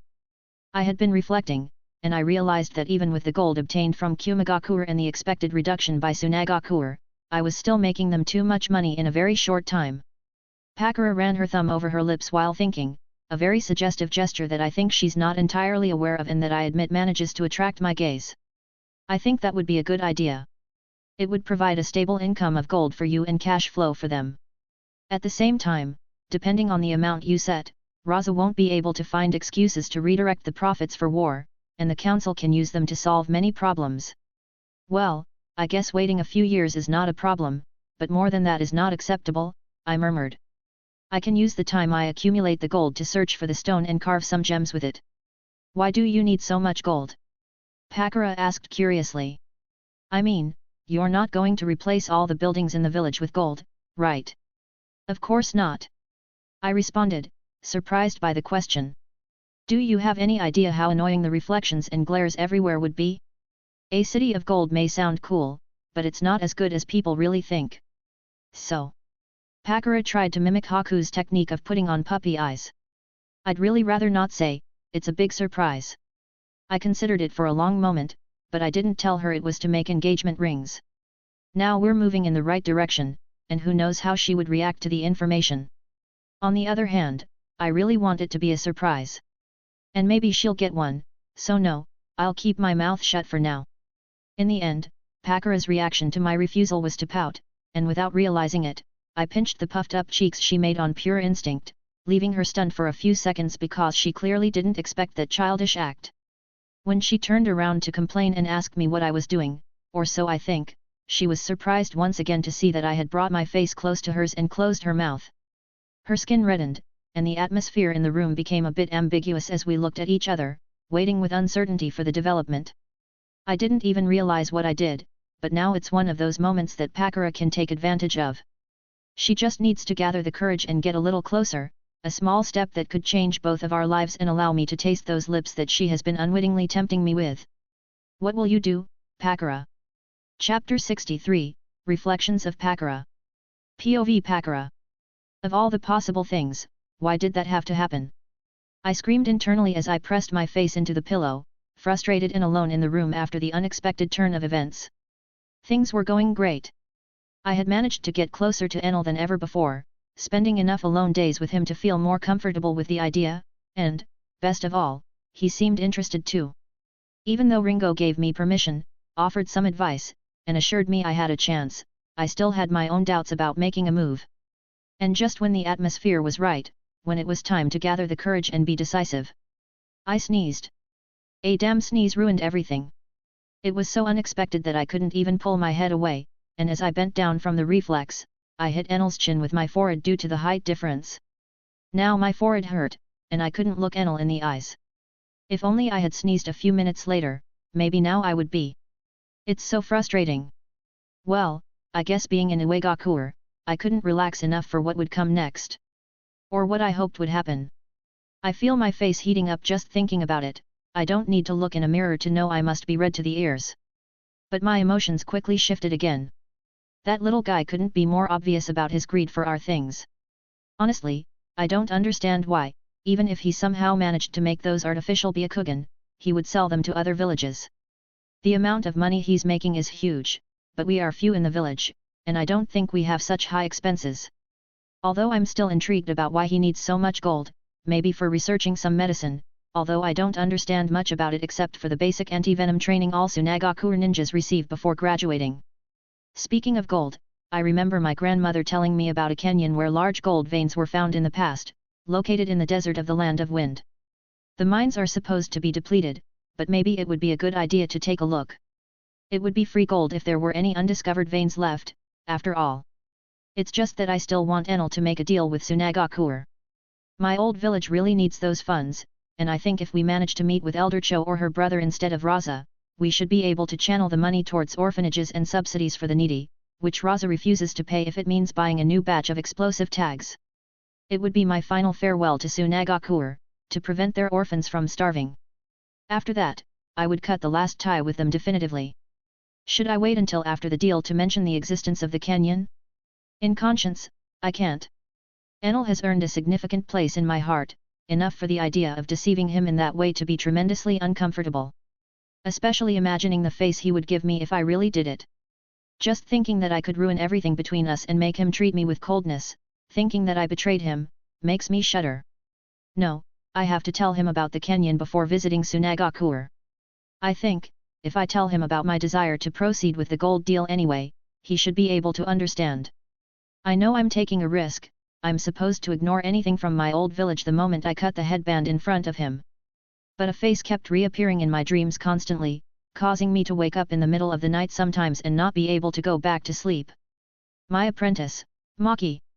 I don't know how she took my death, but I remember she harbored great resentment towards Jiraya for her father's death, and what happened to me could have caused an even greater hatred. The idea of taking her away from Sunagakure so she can live in Seimeigakure crossed my mind several times. Her fabric technique didn't need the desert environment. But in the end, I could only sigh and shake my head. If nothing else has changed, then she still has to take care of her mother. I trust Maki. She was a sensible and calm apprentice whose admiration for me undoubtedly surpassed loyalty to Sunagakure. Bringing her if she were alone would have been easy. But, her mother was the opposite. Since her husband's death, she became a great xenophobe who hated anyone not from the village. Also, I don't know how Maki would react to learning about the existence and position of Seimeikage in the village, even if she is now branded as a renegade kunoichi by Jiraya. At least I don't have that title, I'm simply dead, and nothing more. That is, she is considered dead but she is not a renegade. Chapter 65, Changing the Prize. It was just bad luck, nothing more, but now Pakura doesn't know how to get over that awkward moment. A shame, I must admit, we were really just one step away. It didn't hurt me, she was the one left with a bump on her forehead from the unexpected hit, and I only felt a slight shake in my jaw. Being perceptive, I gave her some space in the room to vent her frustration while I took another stroll through Seimeigakure, eating an apple. Some women approached to flirt with me, but I politely dismissed them. I don't know if their interest is genuine or if they are on a mission to try to get information out of me. Either way, none of them met the minimum standard to pique my interest. The ambiguous atmosphere with Pakura ignited a fire within me, but I wasn't foolish enough to make a huge mistake driven by my impulses. If only Seimeikage were here, everything would be much simpler. After sending the 18th woman away with a look of pity, I finally found something that could keep them off my back. Kurotsuka saw me from the end of the street and ran up to me, demanding more caramel apples. As long as she's a few meters from me, no kunoichi can muster the courage to try to seduce me in front of Onaki's granddaughter. If, by chance, Kurotsuka suddenly felt the urge to put on makeup and try to imitate some of her seduction tricks to prove that she's older, most likely their heads would roll as soon as Onaki found out where his granddaughter learned those moves. Now, considering that Kurotsuka ate 5 caramel apples, I think her teeth have had enough sugar for one day. So, I gave her some natural apples, earning me an indignant look from the very young kunoichi. Hey, those are the best apples. So, I proposed a simple game, seeing that there was another park nearby. She had to catch me if she wanted more caramel apples, and as a restriction, I would blindfold myself. If she lost, she'd get a basket of apples as consolation. Needless to say, the girl didn't hesitate and agreed, probably thinking she would achieve it without much trouble since she started her ninja training years ago. Well, I spent the next half hour blindfolded, easily dodging Onaki's granddaughter, practicing my mantra without using my devil fruit powers. Thinking carefully, I should have done like Kakashi and set an alarm or something, but I don't have one with me, so I started counting the time mentally. After about an hour of dodging, I got bored and told her that time was up. I thought she would be stubborn and demand that we continue until she succeeded, but instead. Can we do it again tomorrow? She asked with an excited and expectant look, while the poor girl was breathing heavily with disheveled hair, covered in dust, dirt, sweat, and mud. Her mother will probably have a fit when she sees her so dirty. I have no doubt she'll give her a triple bath to get all the dirt off. But I still don't understand why she's so happy. Most kids in her place would be frustrated at best. Wait, could it be? Kurotsuka, don't you usually play with other kids often? I asked with a doubtful expression. Yes, it clearly hit the mark when I saw her stiffen. Now everything makes sense. It seems that being the Tsuchikage's granddaughter has some drawbacks.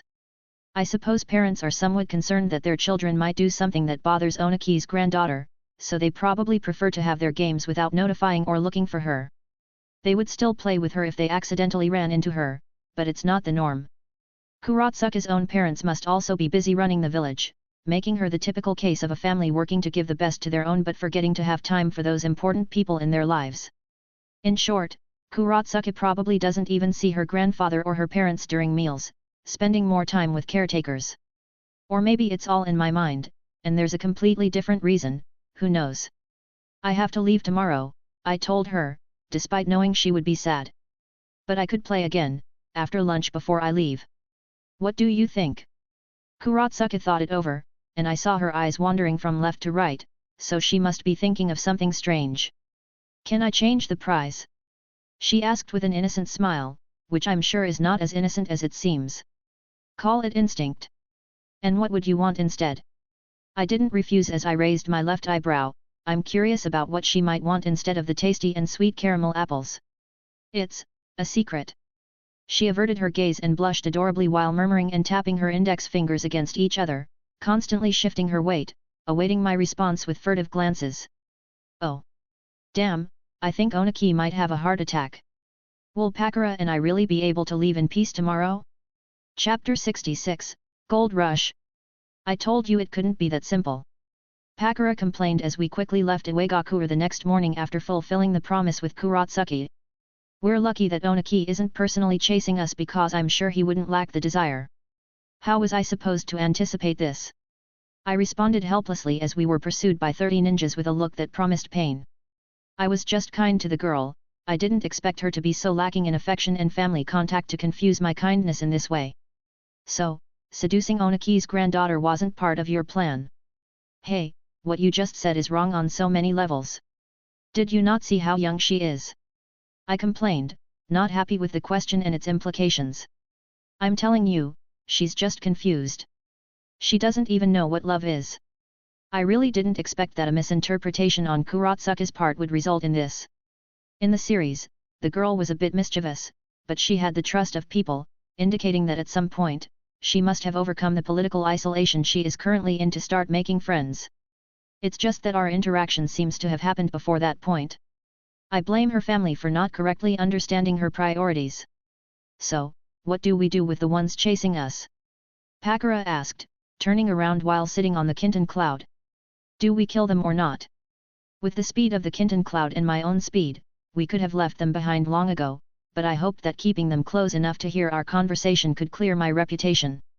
Although from their expressions, they don't seem to believe a single word of what we've said. I think I'll avoid visiting Seimeigakure again. They really don't have good places for tourism, and the possibility of being ambushed by Onaki's jutsu is discouraging. Will my Logia body reform if he hits me with his technique? I mean, it's supposed to reach the molecular level of destruction. I don't think I should worry. The release is not instantaneous, and with my speed, it wouldn't be a problem to dodge it. Plus, with my mantra, I'll be able to know if someone is secretly aiming at me.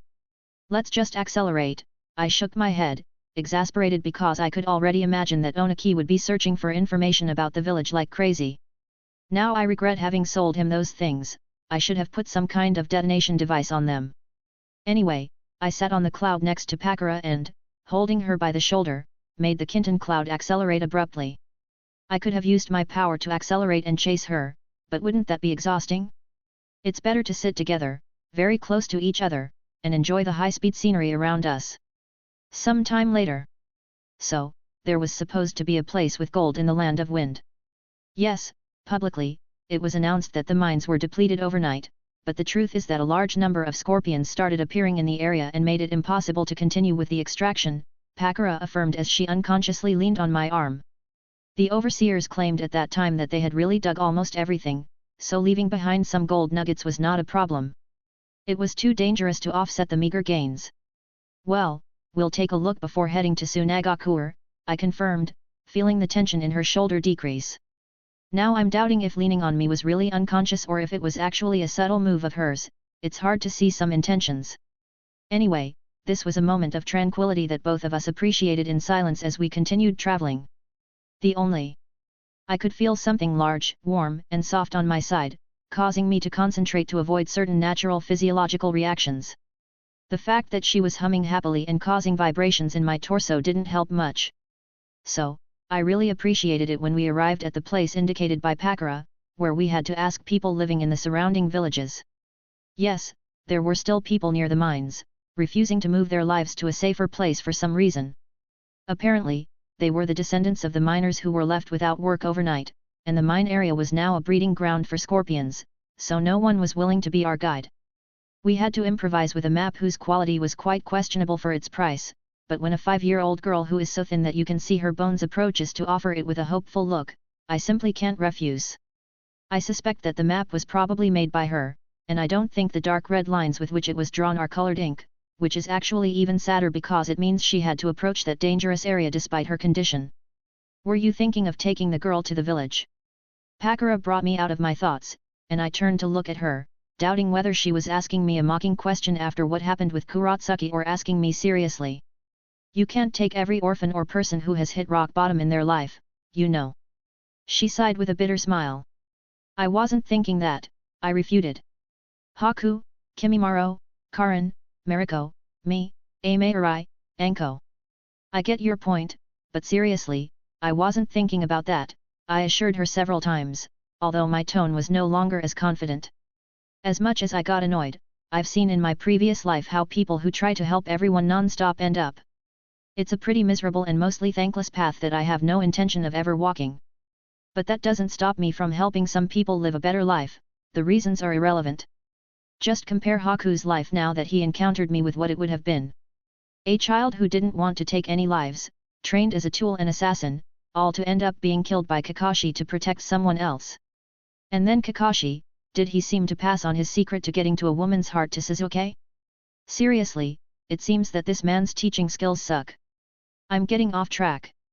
It's good that you're clear about it, Pakura sighed in relief as she patted me on the back, I'll guess and say it was as consolation. I know it's not pleasant, but we should only act within our capabilities, even if that makes us look selfish. Actually, I was just thinking about why the girl made a map with so much effort, I told her honestly. I mean, this place is remote, and the locals must know where to go and where not. So, what's the point of doing this? Pakura pointed her thumb to the side, and following the direction, I saw a couple of young people with tools for extracting gold ignoring our presence. I see, I guess gold fever always affects some people. Chapter 67, Scorpion Clan. The locals weren't kidding, the number of scorpions in this place is overwhelming. Pakura had to use some of her spheres to deter/eliminate those getting too close to us, and it was interesting to note that they seemed to learn the lesson after a few hundred of them died along the way, clearing a path for us. That got me thinking about a possibility. Do you think this place could host a scorpion clan? I asked Pakura. You know, the kind used for summonings and all that. That could be plausible, Pakura pondered on the number, size, and behavior of the scorpions we encountered. But I don't see what the point would be in occupying the mines, and we haven't found any that seem to have enough spirituality to speak. Well, maybe they also came for the gold. I commented as we followed the map. It's an option that occurred to me, but I'm not really sure. From what I understand, ninja-type creatures usually seek places rich in natural energy to stimulate their evolution, prolong life, and other benefits for themselves. Pakura can't sense natural energy, and I don't think she even knows what it is, and I don't even have chakra, so I really have no idea how to identify its presence or how dense it is in this place.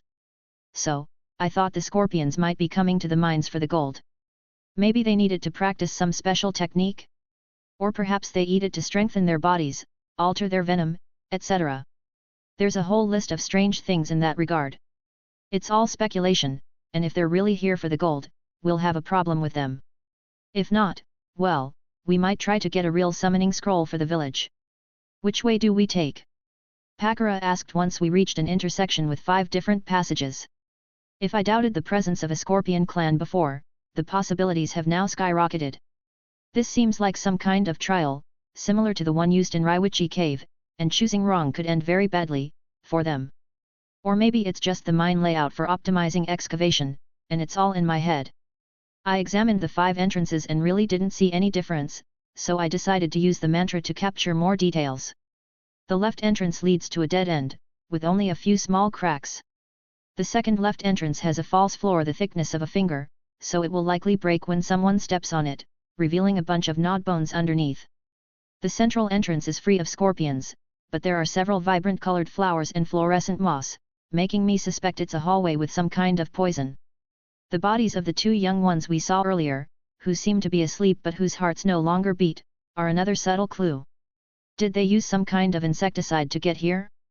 The second right entrance has the most scorpions blocking the way, and some are even hidden on the ceiling to fall on victims. And the right hallway was a perfectly normal path, without scorpions, traps, poison, or anything of the sort. It was well maintained, and the torches led to a clear path. I think the choice was pretty clear. Before proceeding, which path would you choose and why? Let's go this way, I indicated to Pakura the left entrance. All right.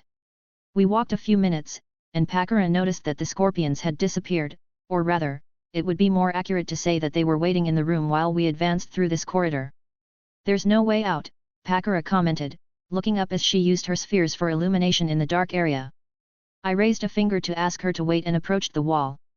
Yes, as I expected, there are many marks around the small cracks. I hit the wall in several places and confirmed my suspicions. Step back, I asked Pakura, who seemed to understand the reason for my actions.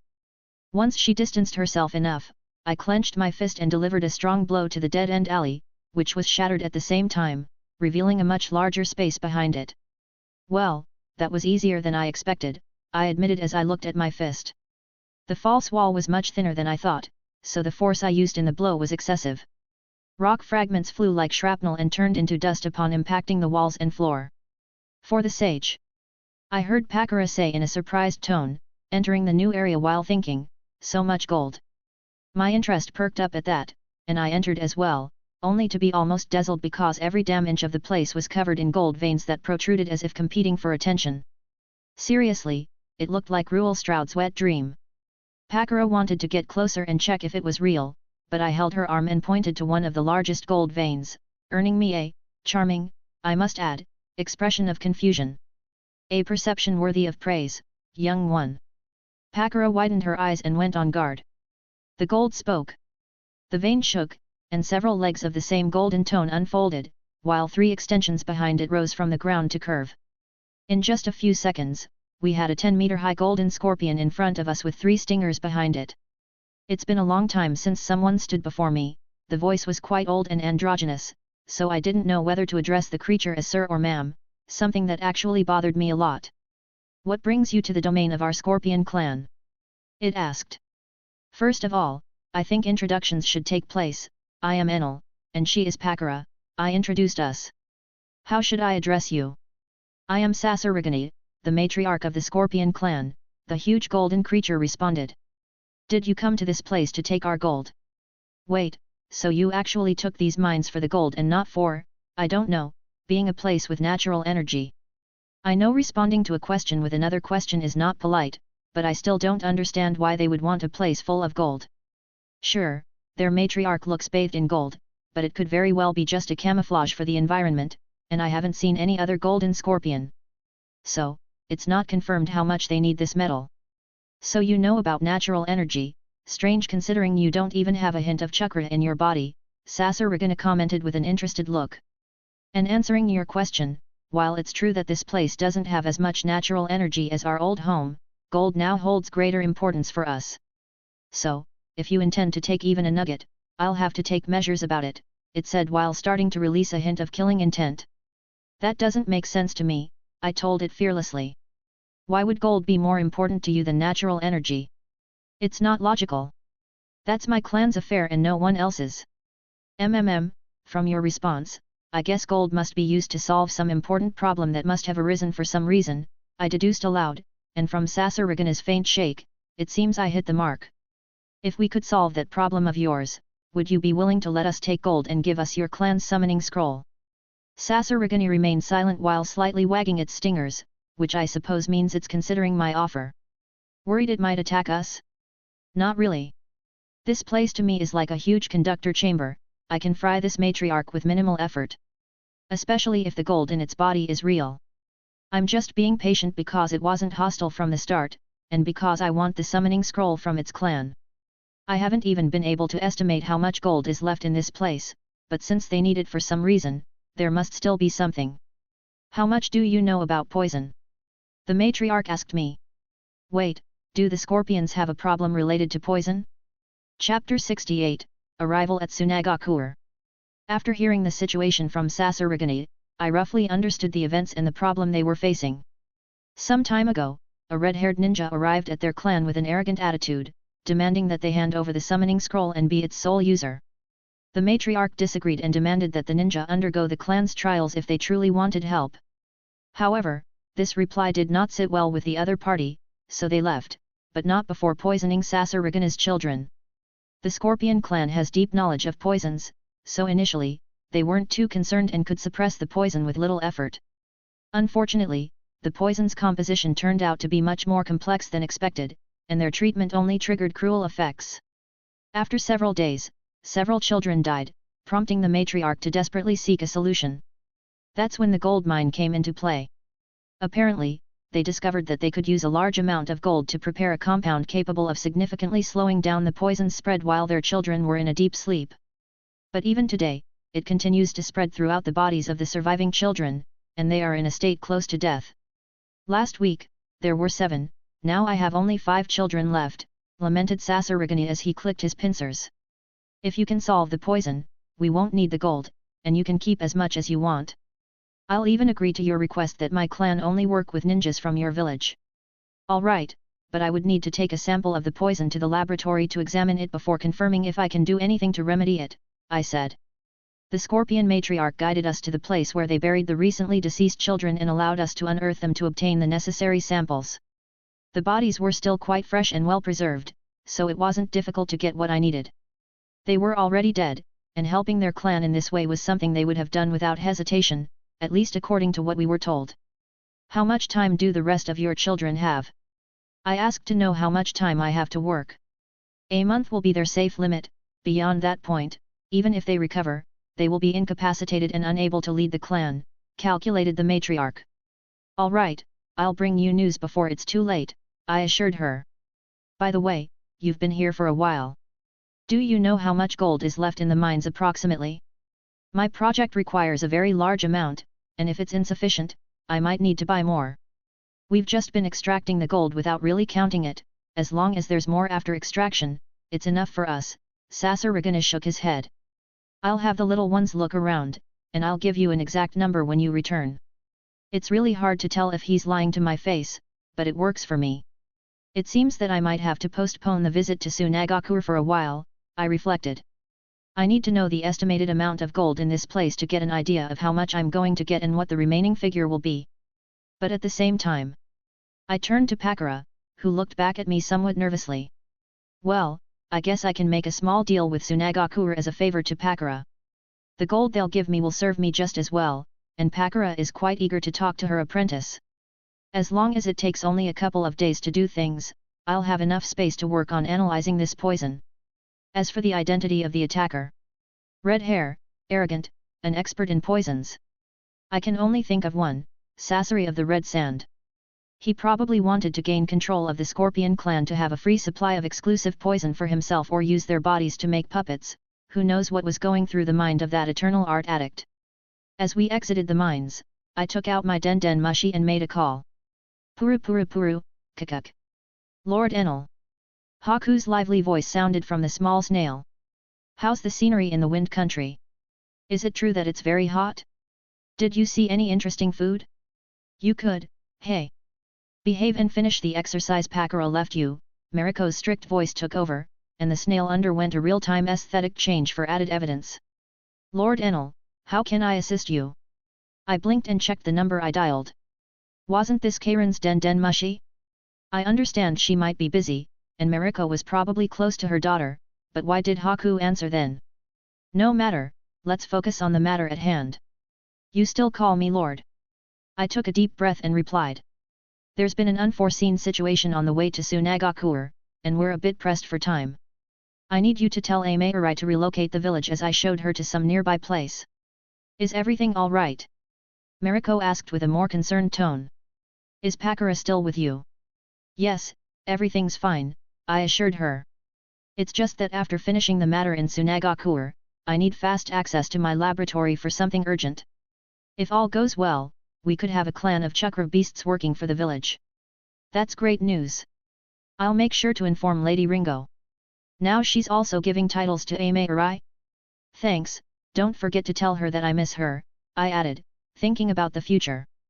Who knows how my fiancé will react when Pakura tells her what happened in Seimeigakure, although I'm inclined to believe she'll laugh a lot about it and tease me for weeks. I think it's better to soften any possible more violent reaction. After hanging up, Pakura and I found a desolate place to summon the Kinton cloud and accelerate towards the vicinity of Sunagakure. Pakura had a deep knowledge of the patrols that had been using the same pattern for decades, and it wasn't complicated to avoid them. By the time we landed, I thought Pakura would use the transformation technique, but instead, she used special makeup and some clever kunoichi tricks, quite ingenious, I must add, to look like a completely different woman. I'll attract less attention this way, she told me in a higher tone, probably hoping not to receive as many looks as before, as no one will see her altering her appearance with chakra.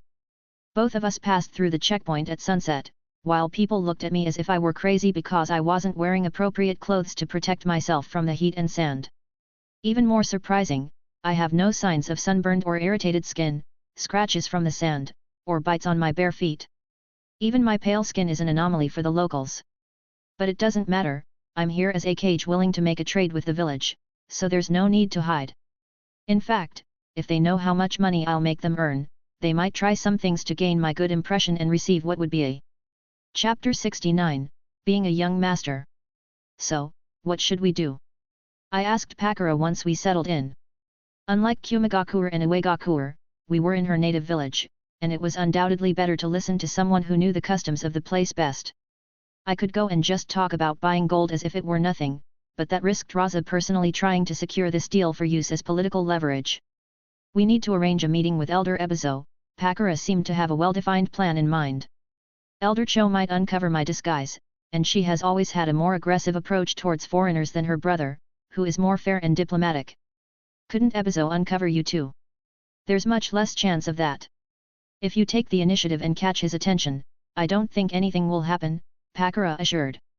But I think it's better for me to tell you about his personality and habits before you try to negotiate with him. I doubt he'll try to extract information with ambiguous questions, we can use that interest to our advantage. I also have some ideas to make him raise his guard. Shouldn't we try to lower it? I asked, a little puzzled. I had heard methods for catching enemies off guard, so seeking the opposite effect didn't seem too logical to me. No, if he lowers his guard, it means he won't take us seriously, Pakura corrected as the voice of experience. Only by making him tense can we ensure he won't easily resort to tricks. Well, did it really make much sense? Every day you learn something new. So, how are we going to get Ebizo's attention? Pakura used a mischievous smile like a girl planning a big prank. The next morning. Pakura's method was unconventional but effective. Now we were sitting with Elder Ebizo on the other side of the table, attentively listening to the terms of my gold request, each with a cup of tea in front of us. And what was necessary to end up like this? In simple terms, once we entered the reception to be attended to, I just had to act like the young master of the Peng clan. And it worked wonderfully. The attitude I displayed was annoying and irritating enough that Raza had no interest in meeting with me, while Elder Cho simply wouldn't have the patience to deal with someone so childish and volatile, subject to whimsical mood changes. But they accidentally mentioned gold deal is something the village desperately needs, so with resignation, they will send the next person in charge who would be able to mold someone like clay in their hands, Elder Ebizo. It's worth noting that when Ebizo saw how my idiotic personality disappeared once we were alone, he was able to understand that it was all an act and felt bewildered. Bewildered but alert. Although it was amusing when I mentioned that I fancied some hibiscus tea, and I saw him start to sweat in secret while serving us a bit with stiff movements and tears welling up in his eyes, trying to figure out how I knew he had a very select reserve of this type of tea. I even looked towards the cupboard where he hid the tea package from others, otherwise, he might have played ignorant. Not even his sister knew about his secret stash. This was naturally known to Pakura, who before her unfortunate death on a village mission was the one discreetly buying these things for him as a favor for helping her with some annoying matters related to political maneuvers that Raza used to suppress her at times. Although, in the end, it seems it wasn't enough. So now Ebizo knows that we wanted to meet him. He also knows that for a village nobody heard about, we have quite precise information. He knows that despite all the strange circumstances, the deal seems legitimate, and above all, he knows that treating me as a minor character could have a significant impact on his village. The sum of all factors acted as Pakura expected, and the only reason I didn't showcase my abilities was because there was a big difference between making the other party raise their guard and scaring them to the point of soiling their pants. A funny fact? Turns out Pakura devised a method to discreetly warn me about some trap questions from Ebizo. This method involves taking advantage of being seated next to me, putting her hand on my thigh, and pinching me every time I needed to pay attention to the answer. It's just that when she moved her hand the first time, she didn't exactly pinch the thigh. Even now, I still don't know if she did it on purpose. Is she becoming more impatient or bolder? We are very grateful for your gold order, Ebizo commented once we signed the commercial contract. I hope you are satisfied enough to return for more in the future, and our villages can maintain a harmonious relationship. Well, he's so satisfied that I can almost see him containing the urge to skip away with joy. Could it be that in Pakura's absence, Raza further ruined the village's economy? I think Pakura is having the same thought as me because she has a distracted look right now. But why is she opening and closing her hand as if measuring something? Oh, right. She snapped out of her dazed state only when we left, and I shook her shoulders. Hey! Pakura looked at me, and her face suddenly turned very red. I'm sorry, it was an accident. She apologized with a mosquito-like voice. I really doubt it.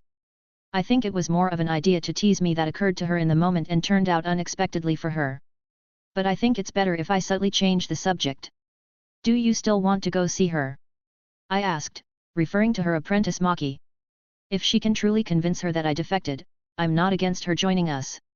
It took Pakura a moment to understand what I was talking about, but she nodded with a determined look while still having some color in her ears. Yes, I need to know how she's doing. It's just that maybe I'll have to wait a couple of days to meet her. After making this deal, the village will pay more attention to us, and I'll have to wait for them to relax a bit before using a clone to sneak out. Are you leaving? She asked, visibly uneasy. No, I can wait until you finish this matter, I told her without thinking too much. After all, Jiraya gave Pakura this grace period as an opportunity. If I were to leave now, it would be equivalent to taking the initiative to cut off the possibility of Pakura acting. Even with the progress of these days, she needs to take the step soon, or upon her return, Jiraya may be displeased by her cowardice and no longer consider her suitable as a future sister to be with. At this point, there's nothing I can do. Chapter 70, Cutting the Threads. Maki returned home, wounded and exhausted, after another mission that nearly cost her life. Her empty home lacked the warmth of family, and no one welcomed her. She wasn't having a good week. No, who was she trying to fool? Since Sensei died at the hands of those damn ninjas from Seimeigakure, everything had gone downhill. She found that several of her friends stopped talking to her after offering condolences, as if she had lost her usefulness in their eyes, and the team she was in began taking on more problematic missions. At first, she believed it was because the village urgently needed them, and it was only temporary, but she began to suspect when she realized that whenever scouting was needed, she was the one pointed out by the team leader. The number of explosive tags and traps she found during this time was much higher than she had ever seen in the past. She was an expert in sealing techniques. She was supposed to stay in the back and provide support, so what was the point of sending her to scout? She was the least suited of the four. It wasn't until 4 months later that she accidentally overheard a conversation between her team leader and Raza, where he expressed dissatisfaction with the results so far. She couldn't believe it as the conversation continued, connecting the dots that previously made no sense to her. Was Raza suppressing her just because she had a close relationship with Pakura? What was the point? Her sensei was already dead. How resentful could their cage be? But she couldn't act differently even if she knew the truth, at least not immediately. Throughout the last few months of missions, she started complaining about how tough a kunoichi's life was and dropped hints about maybe quitting being an active kunoichi and switching to making explosive tags and storage scrolls to make a living. It wasn't what she wanted in her heart, but what could she do? She didn't want to die. And out of nowhere, the missions started becoming even more dangerous and lucrative. The last mission she had just completed almost took her life 3 times, and the fabric she used was completely ruined. She didn't have enough money to buy another roll as large as she needed, and the next mission might be her last. She was desperate and sat against the door, hugging her knees to cry. If only her sensei were here, she missed her so much. And that's when she thought she heard the voices of the dead. Maki.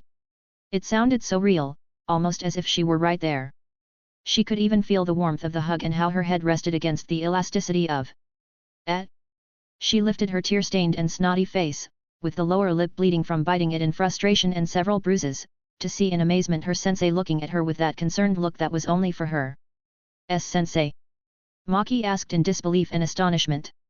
Was she so tired that she fell asleep, or was she delirious? It seems the village quickly forgot my sacrifice, Pakura replied with a snort of obvious dissatisfaction. Get up and wash your face, I made your favorite macaroni.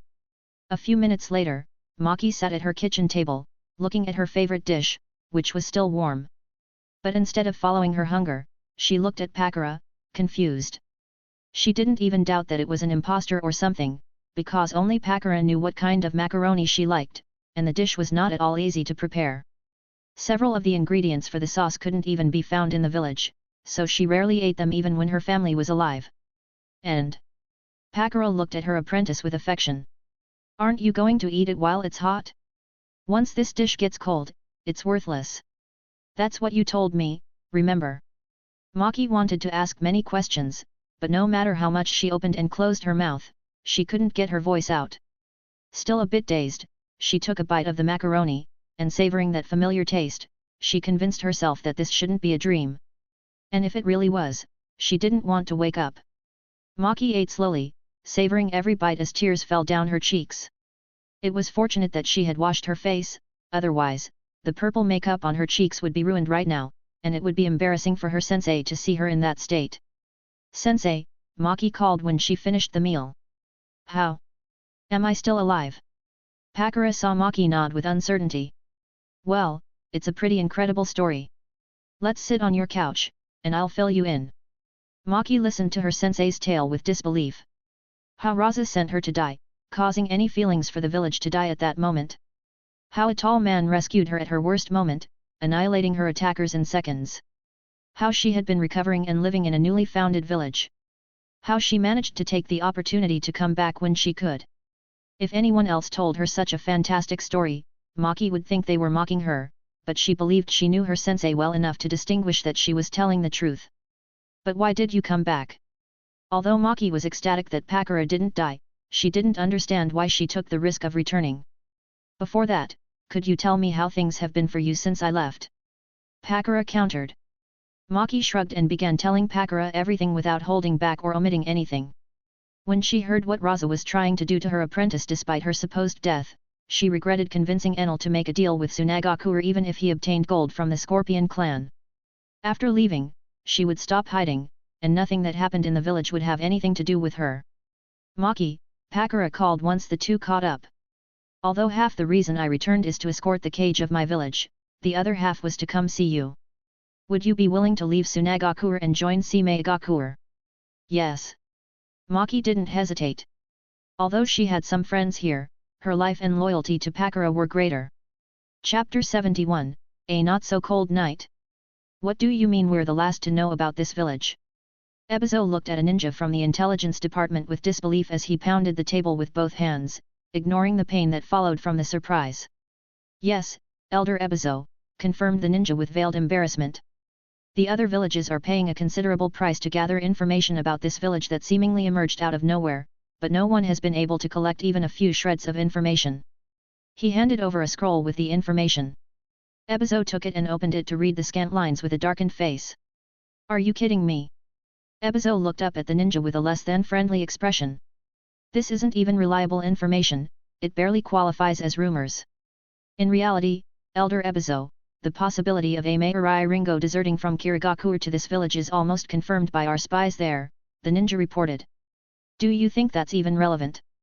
Ebizo shouted, throwing the scroll onto the table in frustration.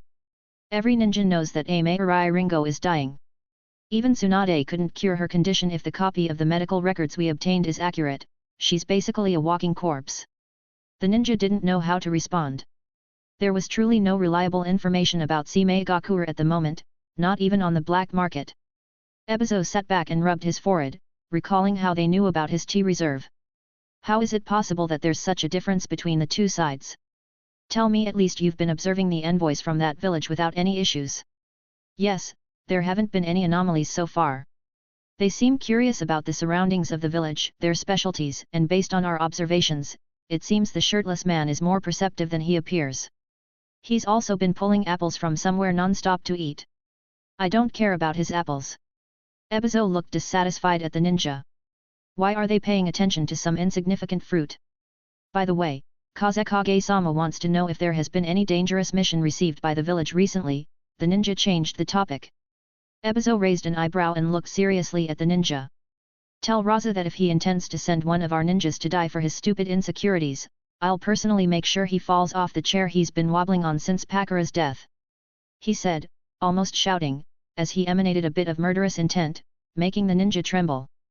The village was already unstable and impoverished enough to allow an insecure, resentful idiot with a sick need for validation to further deplete their meager assets. If it weren't for his ability to extract gold from the desert, he would have been kicked out years ago, and a new Kazekage, truly qualified for the position, would have been chosen. Yes. The ninja left the office, worried about how Raza would react when he conveyed, letter by letter, the warning to stop being a childish idiot. Meanwhile, in another part of the village. "Do you need a big distraction?" I looked at Pakura confused. "For what?"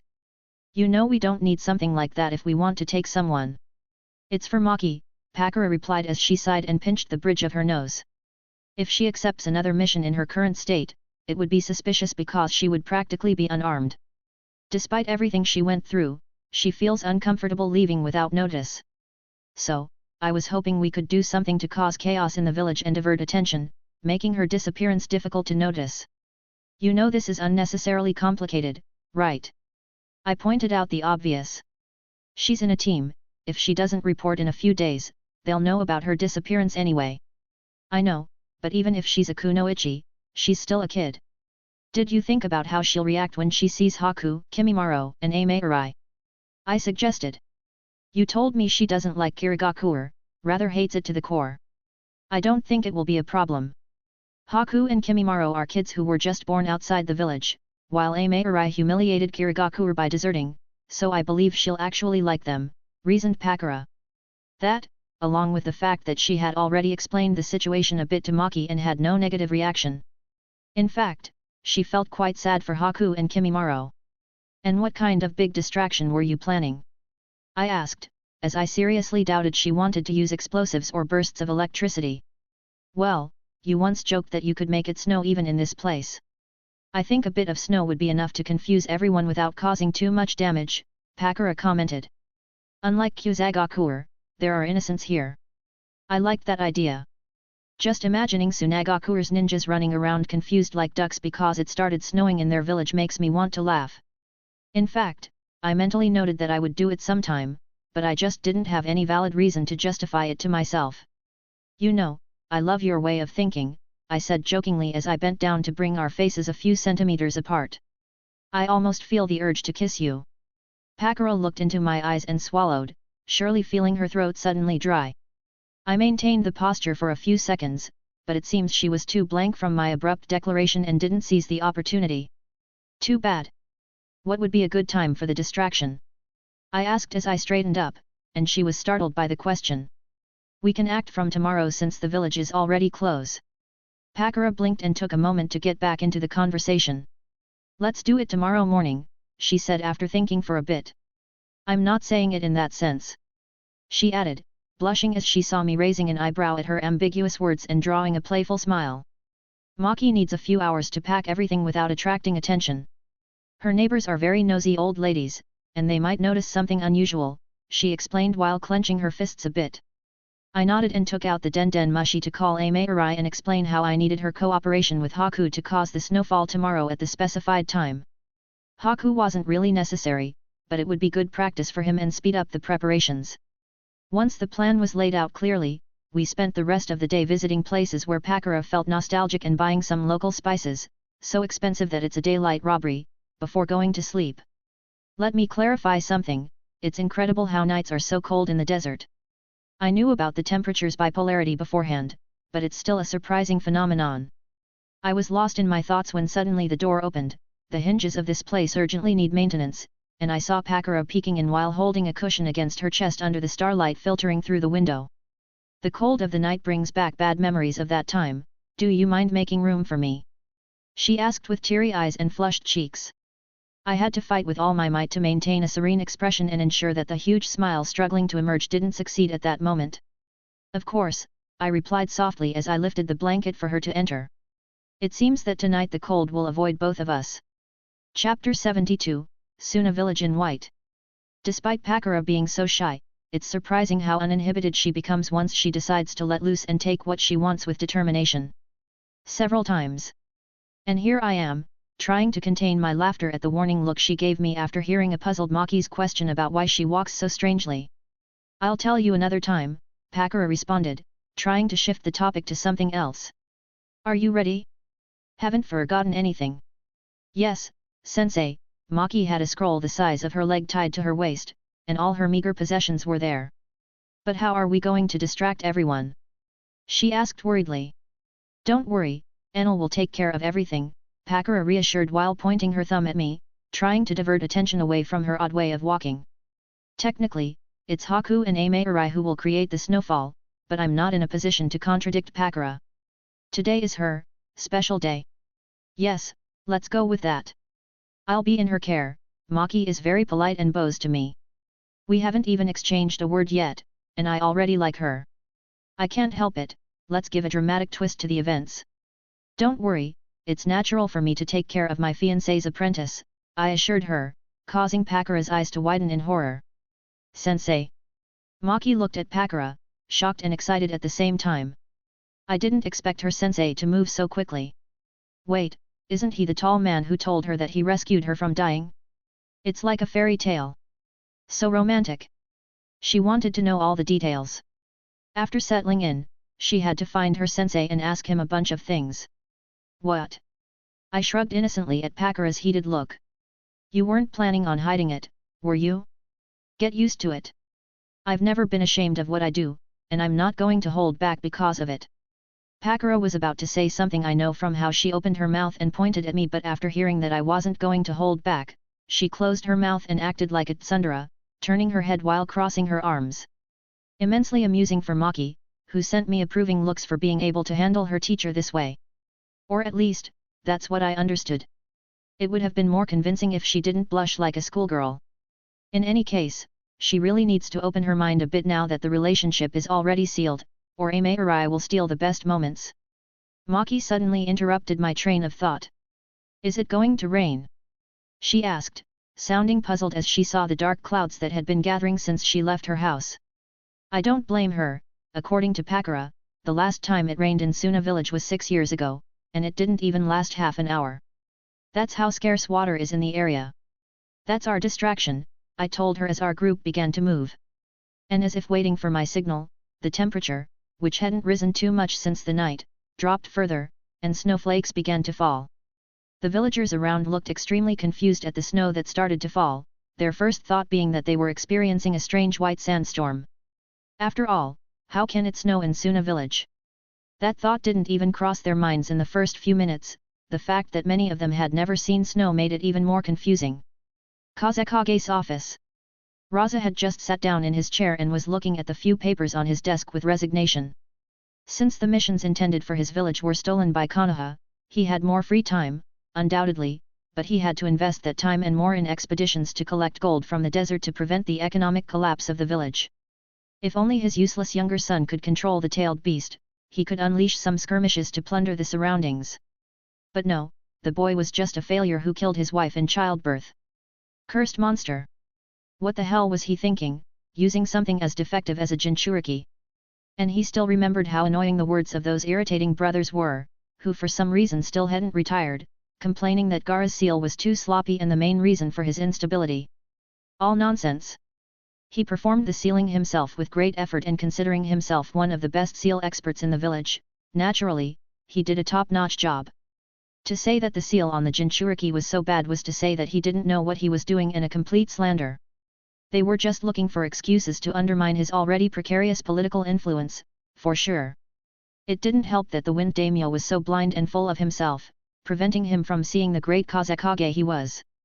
He knew that he favored Pakura for the position, and his displeasure became even more evident when he learned of her heroic death that resulted in his ascension to the position. Damn Pakura, even dead, she gives him headaches. That his own village looked at him badly for being the reason they didn't receive a single ryo from him made him furious. Sure, maybe he keeps 80% of the gold he extracts from the desert for himself, but it's not like he has any other choice. His techniques, and by extension, his strength, depend on the amount of gold and sand at his disposal. And he wasn't going to weaken himself just so the village could gain a few extra million ryos, that would be ridiculous.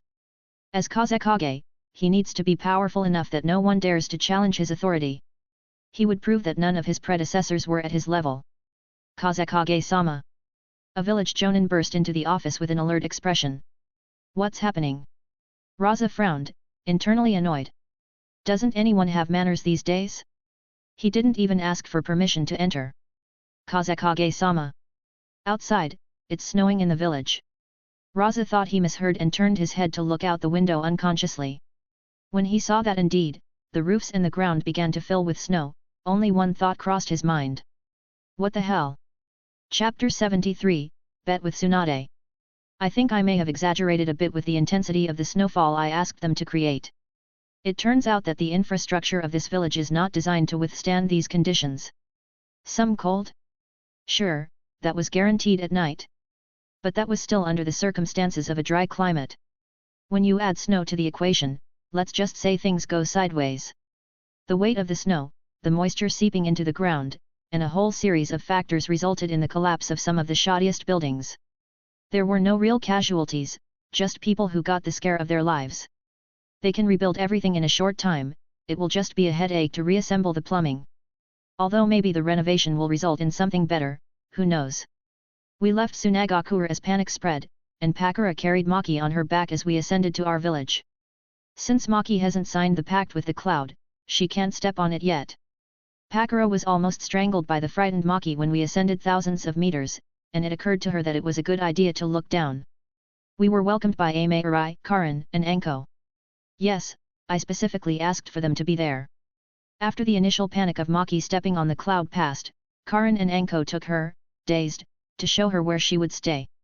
It was also a way to help her connect with the girls and make friends quickly. I don't want her to feel isolated. So, sister. Seimeigakure, as subtle as ever, went straight to the point that interested her and asked Pakura, looking her up and down with interest and a big smile that showed those sharp teeth. Oh, I'm sure she noticed that Pakura is not walking normally. But what can I say, maybe she's teasing her new sister as an older sister should. Sister. Pakura knew it made no sense to deny what we all knew happened, so she nodded with a completely red face. Good. Come on, tell me the details. Seimeigakure took the hand of a very surprised Pakura and was about to leave when she stopped, let go of her, and turned around to approach me, jumping to cling to me like a koala hanging from my neck. And as for you, I'll see you tonight. A kiss that lasted several seconds followed before she was happily gone with Pakura while I licked my lips. Wow, I love this woman. I arrived at my laboratory and saw Shizune and Tsunade in lab coats using a spectrometer quite clumsily, so I assumed it must be the machine they were learning to use this time. Where did you get the ideas to make these machines? Tsunade asked with professional interest without even greeting, very much in line with her personality, I suppose. What can I say, I'm a handyman as well as handsome and intelligent, I said with all the humility in the world, sarcastically. Now that I think about it, are you familiar with poisons from Sunagakure? Of course, I was the one in charge of preparing antidotes when it came to countering that old Cho on the battlefield, she said, puffing out her chest, almost making a button from the lab coat shoot off. Why do you ask?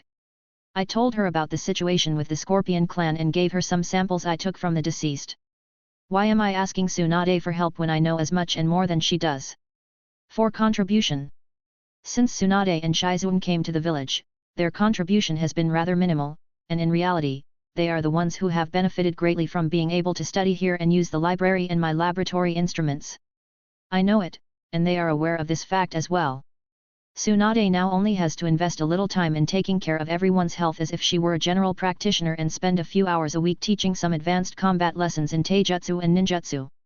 The rest of the time, she spends studying, drinking, or entertaining herself. Shizune, on her part, is helping with chakra control training and collaborating with Mariko to complement necessary school lessons. The rest of the time, she helps her teacher or takes care of the children, which seems to be something she enjoys. This comfort and acceptance without the slightest rejection invisibly generated a small feeling of apprehension in their hearts because now they really know how great my honesty was in offering them to join my village. And they feel that what they have done so far to repay is not enough.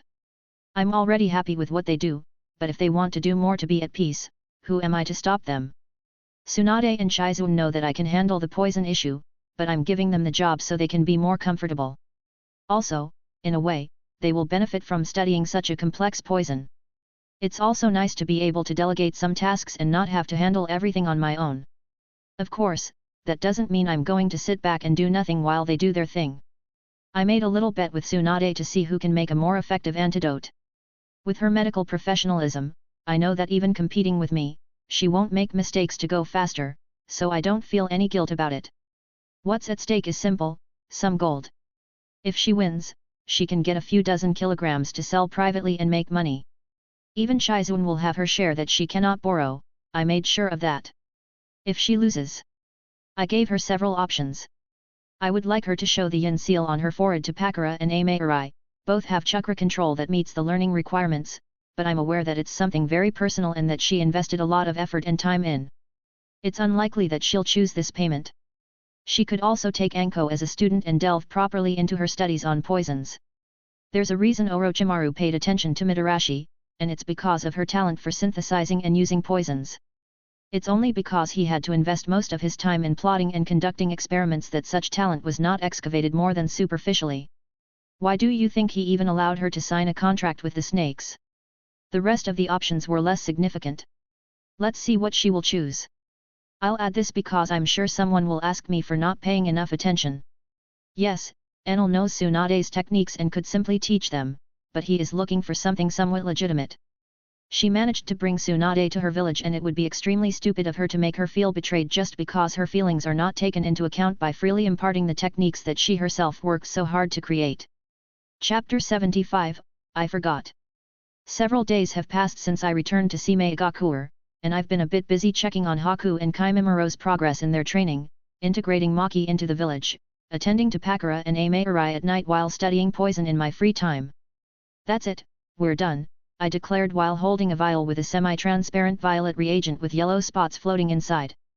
Karin, Anko, and I were in the public laboratory, where I was giving them an on-the-fly lesson on how poison worked, what things they need to pay attention to in order to detect its characteristics, and how to distill an antidote to counteract it, as well as the reason for each element used in its creation. Karin was there as my student and managed to grasp a good part of what I said while taking notes to review later what she didn't understand or to ask me questions, as it would not be polite to interrupt in the middle of my explanation. Anko, on the other hand, felt a bit uncomfortable at first when I called her, but as she paid attention and got into her element, she even made some unexpectedly valid comments about the poison. I understood better why Orochimaru took notice of her. I'll wait to see how Tsunade intends to fulfill her loss later. If she really doesn't take Anko as a student, I might consider taking her myself and teaching her some interesting poisons. Like a poison that makes the enemy's perception of time dilate immensely, something quite terrifying, I must say. Imagine something that happens in just a few seconds for everyone else, while for the affected victim, centuries or millennia pass. There was 1 week left until the deadline, and Tsunade came to find me to compare antidotes with great confidence, believing that this time she could surpass me. Well, she didn't. I really didn't think about that approach, although annoyed by losing, Tsunade couldn't deny the superior effectiveness of my antidote after the tests. Alright, I'll take Anko as a student. I'm going to show Orochimaru the raw diamond he missed. She declared as she clenched her fist, redirecting her anger towards her former teammate. Get ready, girl, because I won't go easy on you. And so, now Shizuan had a companion to share her teacher and her sorrows. I'll pretend I didn't see the touched look with tears almost falling that Anko gave me when she learned that I asked Tsunade, the idol of most kunoichis, to take her as a student and help her show her true talent, proving that she truly believed she could go far. Sorry, Anko, you're too young, and I don't want you to feel uncomfortable. The matriarch of the Scorpion clan was very satisfied and happy to have saved the lives of her children, providing the scroll of her clan to the village and promising her support. Also, the estimate of gold in the mines was really high. Literally a mountain of gold yet to be excavated, more than enough to cover my needs for making pure gold and the need for money for the village in the coming decades or centuries. Now I just have to find the elusive ferret and the Galil stone. As for Tsunade, it's possible or not that she found some gold ingots under her pillow a few days later. And Shizuan too. Well, I actually gave everyone some ingots under the pillow. I had a damn gold mine. What does it matter to give away a few kilos so that everyone has pocket money?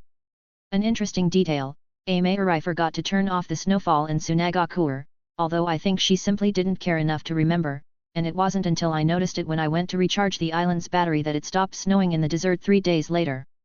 Scold her? Meh, we all make mistakes, and she knows how to divert my attention. Raza and his people questioned their knowledge of the weather, and from what I later found out, the Seimeikage was forced to sell a part of his reserves of gold and sand to cover all the damages and avoid economic paralysis despite his reluctance to do so. Only after extracting the gold did Ebizo reveal our deal and the profits that were obtained to be invested where it was so needed. Raza fainted in anger after the revelation. Pakura was in a very good mood after learning the facts, and she made sure to let me know. I kept my deal with Seimeigakure and assigned Pakura and Seimeikage the deliveries to leave the village and stretch their muscles by hunting some rogue ninjas. Pakura was the diplomat, while Seimeikage was Seimeikage. The Raikage's face when he saw the ghost of Sunagakure and the traitor from Jiraya, acting as sisters using the headbands of Seimeigakure while handing over the storage scroll with the goods, was priceless. Seimeikage made sure to take a photo to show me and mock the Raikage mercilessly. Naturally, the news that Pakura was alive and Seimeikage visited Seimeigakure, both using a headband from a village different from their origin, quickly spread. Not because the Raikage tried to hide the matter, but because both Pakura and Seimeikage didn't bother to disguise themselves and entered openly. Sunagakure sent people to the Raikage demanding to know what happened, and Jiraya sent some ninjas to track Seimeikage. The Raikage's official response to Raza's delegation was, "Get lost, it's none of your business." Meanwhile, the ninjas sent by Jiraya never returned to the village. Now the baseless rumors were no longer baseless, they were real, and everyone confirmed at least 2 things. Both Pakura and Seimeikage were part of Seimeigakure, a mysterious village that explorers and spies were still unable to find. They also had some kind of deal with Seimeigakure, but the details were unknown. All they could deduce is that if these 2 women were in charge of delivering whatever they had, the value of the deal should not be low at all. Each one could deal with several ninjas of their same level without breaking a sweat. No one thought that maybe they were just stretching their legs. Even the daimyos paid attention to the matter, looking at each other trying to figure out which of the others was the one harboring that new village in secret and calculating how they could use this information. Unfortunately for them, not knowing where the village is made it impossible for them to take the initiative to contact the other party. Especially the wind and water daimyos, as it involved 2 high-level jonin with a reputation from their villages, and they asked for explanations from the respective cages. Pakura was a highly valued ward of the wind daimyo, and when he learned that she was alive but working for another village, it wasn't difficult to put 2 and 2 together. He wrote a letter full of fury and ink splatters to Raza demanding an explanation. Seimeikage was different, while the water daimyo wanted explanations from Jiraya, his intentions were completely different. He wanted to know why Seimeikage was still alive despite having betrayed the village, in the double sense. It didn't matter if it was due to her known illness or betrayal, Seimeikage should have died a long time ago to cleanse the dishonor, but she was alive and well. It was a time of great turmoil behind the scenes. Thanks for listening.